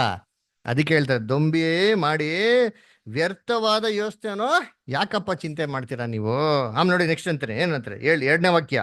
ಯೆಹೋವನಿಗೂ ಆತನ ಅಭಿಷೇಕಿಸಿದವನಿಗೂ ಹ್ಮ್. ವಿರುದ್ಧವಾಗಿ ಹಾ. ಭೂಪತಿಗಳು ಸನ್ನದ್ಧರಾಗಿ ನೋಡ್ರ ಇದ್ದಾರೆ. ಏನಂತಾರೆ, ಎಲ್ಲಾ ಭೂಪತಿಗಳು ಸನ್ನದ್ಧರಾಗಿ ನಿಂತು ಬಿಡೋದು. ಯಾರ ವಿರುದ್ಧವಾಗಿ? ಯೆಹೋವನ ಅಭಿಷೇಕಿಸಿದವ್ರಿಗೆ. ಯಾಕೆ? ಇವಾಗ ದೇವರು ಏನ್ರಿ ಕ್ರಿಸ್ತನ ಅಭಿಷೇಕ ಮಾಡಿ ಆಡಳಿತ ಕಳಿಸ್ಬಿಟ್ಟವ್ರೆ. ಅವ್ರು ಏನ್ ಮಾಡ್ತಾವ್ರೆ? ಯೇಸು ಕ್ರಿಸ್ತ ಏನ್ ಮಾಡ್ಬಿಟ್ಟಾರೆ ಇವಾಗ? ಎರಡನೇ ಬರೀಕೆಲೆ ಪ್ರಕಟಣೆ 18:1 ಓದ್ರಿ ಯಾರಾದ್ರ? ಪ್ರಕಟಣೆ 18:1 ಓದ್ರಿ. 18:1, ರೆವಲ್ಯೂಷನ್ 18:1.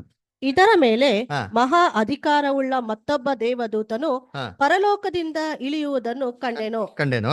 ಅವನ ಪ್ರಭಾವದಿಂದ ಹಾ. ಭೂಮಿಗೆ ಪ್ರಕಾಶ ಉಂಟಾಯಿತು. ಏನಾಯ್ತಂತೆ? ಅವ್ರ ಪ್ರಭಾವದಿಂದ ಭೂಮಿಗೆ ಏನಾಗಿದೆ? ಪ್ರಕಾಶ.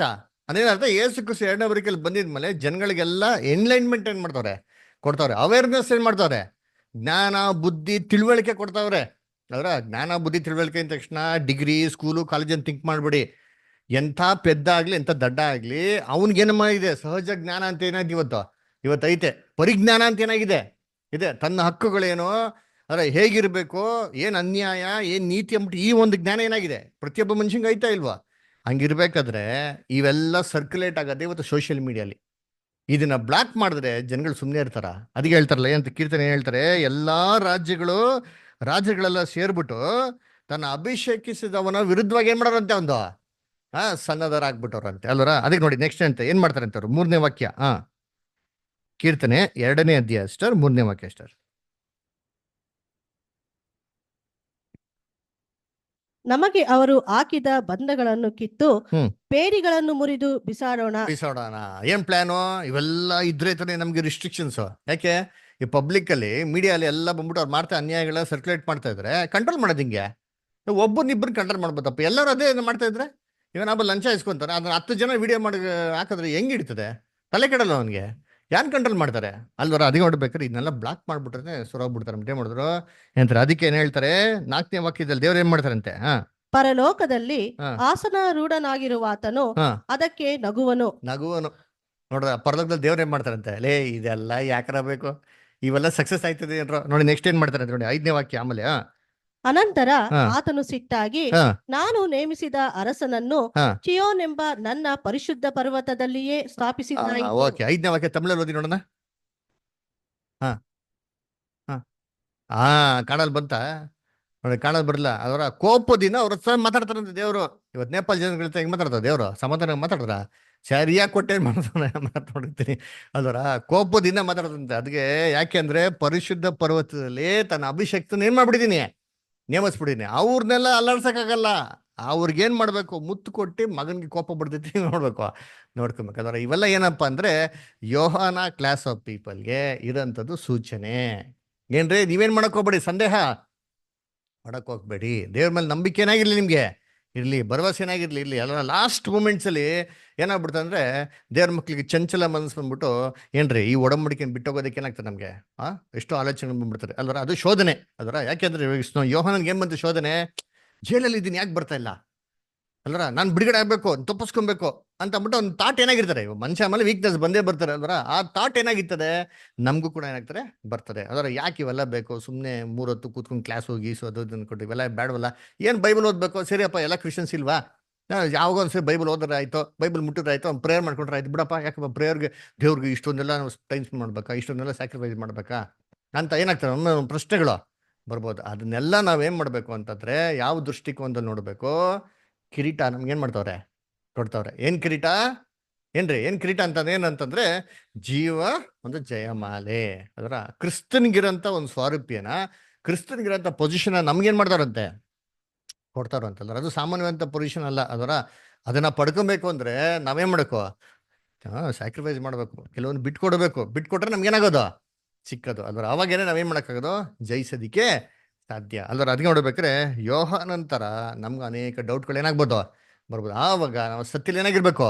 ಸ್ಥಿರವಾಗಿರ್ಬೇಕು. ನೋಡಿ, ಅದಕ್ಕೆ ರೋಮಾಪುರದಲ್ಲಿ ಹೇಳ್ತಾ ಹೊಂತೀವಿ. ರೋಮಾಪುರದಲ್ಲಿ 15ನೇ ಅಧ್ಯಾಯ 4ನೇ ವಾಕ್ಯ ಓದಿಂತೀರಿ. ರೋಮನ್ಸ್ 15:4 ಅಲ್ಲಿ. ರೋಮನ್ಸ್ 15:4 ನೋಡಿ ಅಂತೀನಿ ಏನ್ ಹೇಳ್ತಾರೆ? ಪೂರ್ವದಲ್ಲಿ ಬರದಿದ್ದೆಲ್ಲ ನಮ್ಮನ್ನು ಉಪದೇಶುವುದಕ್ಕಾಗಿ ಪೂರ್ವದಲ್ಲಿ ಬರ್ದಿದ್ದೆಲ್ಲ ನಮ್ಮನ್ನು ಉಪದೇಶಿಸಕ್ಕಾಗಿ ಬರ್ದಾರಂತೆ. ನಮ್ಮನ್ನು ಉಪದೇಶ ಮಾಡೋದಕ್ಕೋಸ್ಕರ ಏನ್ ಮಾಡಿದ್ರಂತೆ ಅಲ್ಲಿ ಬರ್ದಿರೋದು. ಹಂಗಾರೆ ಯಾರಿಗೆ ಇವೆಲ್ಲ ಬರ್ದಿರೋದು? ಉಪದೇಶ ಏನ್ರಿ? ಸ್ಕೂಲಲ್ಲಿ ಟೀಚರ್ ಹೇಳ್ಕೊಡ್ತಾರಲ್ಲ ಮಕ್ಳಿಗೆ, ಏನಕ್ಕೆ ಹೇಳ್ಕೊಡ್ತಾರೆ? ತಿಳುವಳಿಕೆಗೆ. ಮಕ್ಳಿಗೆ 2 2 ಏನ್ರಿ 4 ಅಂತ ಗೊತ್ತಿರಲ್ಲ. ಯಾರು ಹೇಳ್ಕೊಡ್ಬೇಕು? ಇದಕ್ಕೇನೆ ನಮ್ಗೆ ಉಪದೇಶ ಮಾಡೋದಕ್ಕೋಸ್ಕರ ನಮ್ಗೆ ಏನ್ ಮಾಡೋದು? ಸತ್ಯವೇದದಲ್ಲಿ ಅದರ ಕೊಟ್ಟಿರೋದು. ನೋಡಿ ನೆಕ್ಸ್ಟ್ ಹೇಳ್ತಾರೆ. ನಾವು ಓದಿ ಸ್ಥಿರ ಚಿತ್ತವನ್ನು ಆಧರಣೆಯನ್ನು ಹೊಂದಿ ರಕ್ಷಣೆಯ ನಿರೀಕ್ಷೆ ಉಳ್ಳವರಾಗಿರುವಂತೆ ಆ ಗ್ರಂಥಗಳು ಬರೆಯಲ್ಪಟ್ಟವು. ಆಧರಣೆಯನ್ನು ಹೊಂದಿ ಸ್ಥಿರ ಚಿತ್ತದಿಂದ ಓಟ ಓಡೋದಿಕ್ಕೆ ಅದರ ಎಲ್ಲ ಇನ್ಸ್ಟ್ರಕ್ಷನ್ಸ್ ಏನ್ ಮಾಡೋದು ನಮ್ಗೆ ಕೊಟ್ಟವ್ರೆ ಅಲ್ವರ. ಇವಾಗ ಸ್ಕೂಲಲ್ಲಿ ಮಕ್ಳಿಗೆ ಪಾಠ ಹೇಳ್ಕೊಡ್ಬೇಕಾರೆ ಮಕ್ಳಿಗೆ ಪಾಠ ಹೇಳ್ಕೊಡ್ತಾರೆ ಟೀಚರು. ಮಕ್ಳಿಗೆಲ್ಲ ಮಿಸ್ಟೇಕ್ಸ್ ಮಾಡೋದು ತಿಂತಾರ ಇಲ್ವಾ? ಇದೇ ಉಪದೇಶ, ನೀತಿ, ಶಿಕ್ಷೆ, ಖಂಡನೆ. ಇದಕ್ಕಾಗೆ ದೇವ್ರು ನಮ್ಗೆ ಏನ್ ಮಾಡೋದು? ಸತ್ಯವೇದಲ್ಲಿ ಕೊಟ್ಟವ್ರೆ ಅಲ್ವರ. ಅದೇ ನೋಡ್ಬೇಕಾರೆ ನಾವು ವಾಕ್ಯ ಕೇಳ್ಬೇಕಾರೆ ನಮ್ಗೆ ಎಷ್ಟೋ ಸತಿ ಏನಾಗ್ತಾರೆ, ನಾವು ಮಾಡಿರೋ ತಪ್ಪುಗಳು ನಮ್ಗೆ ರಿಯಲೈಸ್ ಆಗ್ತಾರ ಇಲ್ವಾ? ರಿಯಲೈಸ್ ಆದ್ರೆ ಏನ್ ಮಾಡ್ಬೇಕು? ನಾವು ದುಃಖ ಪಡ್ಬೇಕಾ, ಸಂತೋಷ ಪಡ್ಬೇಕಾ? ಸಂತೋಷ ಪಡ್ಬೇಕು. ಯಾಕೆ ಗೊತ್ತಾ? ದೇವ್ರು ನಮ್ಮನ್ನ ಏನ್ ಮಾಡ್ತಾವ್ರೆ?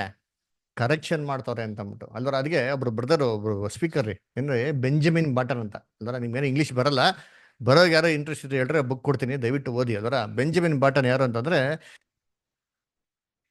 ಬದುಕಿರಂತ ಏನ್ರಿ ಒಂದು ಸ್ಪೀಕರ್ ಅದರ. ಅವರು ಬ್ರದರ್ ರಸಲ್ಗೆ ತುಂಬಾ ಫೇವ್ರೇಟ್ ಅದರ. ಆಮೇಲೆ ಅವರು ಬ್ರದರ್ ರಸಲ್ಗಿಂತ ಮುಂಚೆ ತೀರ್ಕೊಂತಾರೆ, 1 ತಿಂಗಳು 2 ತಿಂಗಳು ಮುಂಚೆ ತೀರ್ಕೊಂತಾರೆ. ಬ್ರದರ್ ರಸಲ್ ಅವರು ಫ್ಯೂನರಲ್ ಅನ್ನ ಕಂಡಕ್ಟ್ ಮಾಡ್ತಾರೆ ಅದರ. Super brother, excellent brother. ಆ ಬ್ರದರ್ ಬುಕ್ ಬರ್ದವ್ರೆ, ಹೆಂಗ್ ಬರ್ದವ್ರೆ ಅಂದ್ರೆ ಇವತ್ತು ಕೂಡ ಬರ್ದು 150 ವರ್ಷ ಆಗೋಯ್ತು ಅದರ. ಆ ಬುಕ್ಕನ್ನು ಓದ್ತಾ ಇದ್ರೆ ಹೆಂಗ್ ಬರ್ದವ್ರು ಗೊತ್ತಾ? ಸೇಮ್ ನಮ್ ಬಗ್ಗೆ ಹೇಳ್ತಾ ಇರ್ತಾರೆ ಬರ್ದವ್ರಿ. ಸೇಮ್ ಪ್ರಾಕ್ಟಿಕಲ್ ಎಕ್ಸಾಂಪಲ್ಸ್ ಅಂದ್ರೆ ಹೆಂಗಿದೆ ಅಂತಂದ್ರೆ ನಾವು ನಮ್ಮ ಮನಸ್ಸಲ್ಲಿ ಏನೆಲ್ಲ ಫೀಲ್ ಮಾಡ್ತಿರೋ, ನಮ್ಗೆ ಶೋಧನೆ ಬರ್ಬೇಕಾದ್ರೆ ಏನೆಲ್ಲ ಆಲೋಚನೆ ಬರ್ತದೆ, ಯಾವ ತರ ನೆಗೆಟಿವ್ ಆಗಿ ಥಿಂಕ್ ಮಾಡ್ತಿರೋ, ಇದನ್ನೆಲ್ಲ ಹಂಗೆ ಬರ್ದವ್ರಿ. ಬರ್ದಿ ಅದಕ್ಕೆ ಸೊಲ್ಯೂಷನ್ ಕೂಡ ಏನ್ ಮಾಡ್ತಾರೆ? ಸೂಪರ್ ಆಗಿ ಕೊಡ್ತಾರೆ ಅದರ. ಅವ್ರು ಹೇಳ್ಬೇಕಾದ್ರೆ ಹೇಳ್ತಾರೆ, ಅವ್ರು ಸಬ್ಜೆಕ್ಟ್ ಮಾತಾಡ್ಬೇಕಾದ್ರೆ ಒಂದು ಕನ್ವೆನ್ಷನ್ ಮಾತಾಡೋದಂತ ಸಬ್ಜೆಕ್ಟ್ ಅವ್ರು ಹೇಳ್ತಾರೆ. ಏನ್ ಹೇಳ್ತಾರೆ ಅಂದ್ರೆ, ದಯವಿಟ್ಟು ಸಬ್ಜೆಕ್ಟ್ನ ಕೇಳ್ಬೇಕಾರೆ ಅವ್ರಿಗೆ ಇವ್ರಿಗೆ ಅಂತ ಏನ್ ಮಾಡಕ್ ಹೋಗ್ಬಿಡಿ, ಅಪ್ಲೈ ಮಾಡ್ಕೊಳಕ್ ಹೋಗ್ಬಿಡಿ. ದಯವಿಟ್ಟು ನಿಮಗೆ ನೀವೇನ್ ಮಾಡಿ ನೀವು ಅಪ್ಲೈ ಮಾಡ್ಕೊಳ್ಳಿ ಅಂತ ಹೇಳ್ತಾರಲ್ಲ. ದೇವ್ರ ಮಕ್ಳು ಆಟಿಟ್ಯೂಡ್ ಯಾವಾಗ ಹೆಂಗಿರ್ಬೇಕು ಗೊತ್ತಾ? ಯಾರು ಏನೇ ಹೇಳಿರಿ ಅದರ, ನಮ್ಗೆ ಏನಾಗಿದೆ, ನಮ್ಮಲ್ಲಿ ಕೊರತೆ ಇದೆ ಅಂತಂದ್ರೆ ನಾವೇನ್ ಮಾಡ್ಬೇಕು? ತಿದ್ಕೊಬೇಕು. ಯಾಕೆ ಗೊತ್ತಾ? ಬೈಬಲ್ನಲ್ಲಿ ಒಂದು ಎಚ್ಚರಿಕೆ ಮಾತು ಕೊಡ್ತಾರೆ ನೋಡಿ. ಏನ್ ಎಚ್ಚರಿಕೆ ಮಾತು ಕೊಡ್ತಾರೆ ಅಂತಂದ್ರೆ, ಅಂತ್ಯಕಾಲದಲ್ಲಿ ತೀಟೆ ಕಿವಿ ಉಳ್ಳವ್ರು ಬಂದ್ಬಿಡ್ತಾರಂತೆ. ವಾಕ್ಯ ಓದಿದ್ದೀರಾ ತಿಮೋತಿಯಲ್ಲಿ? ನೋಡ್ರಿ ಎಲ್ಲಿ ಬರ್ತಾರೆ ನೋಡ್ರಿ ತೀಟೆ ಕಿವಿ ಉಳ್ಳವರು.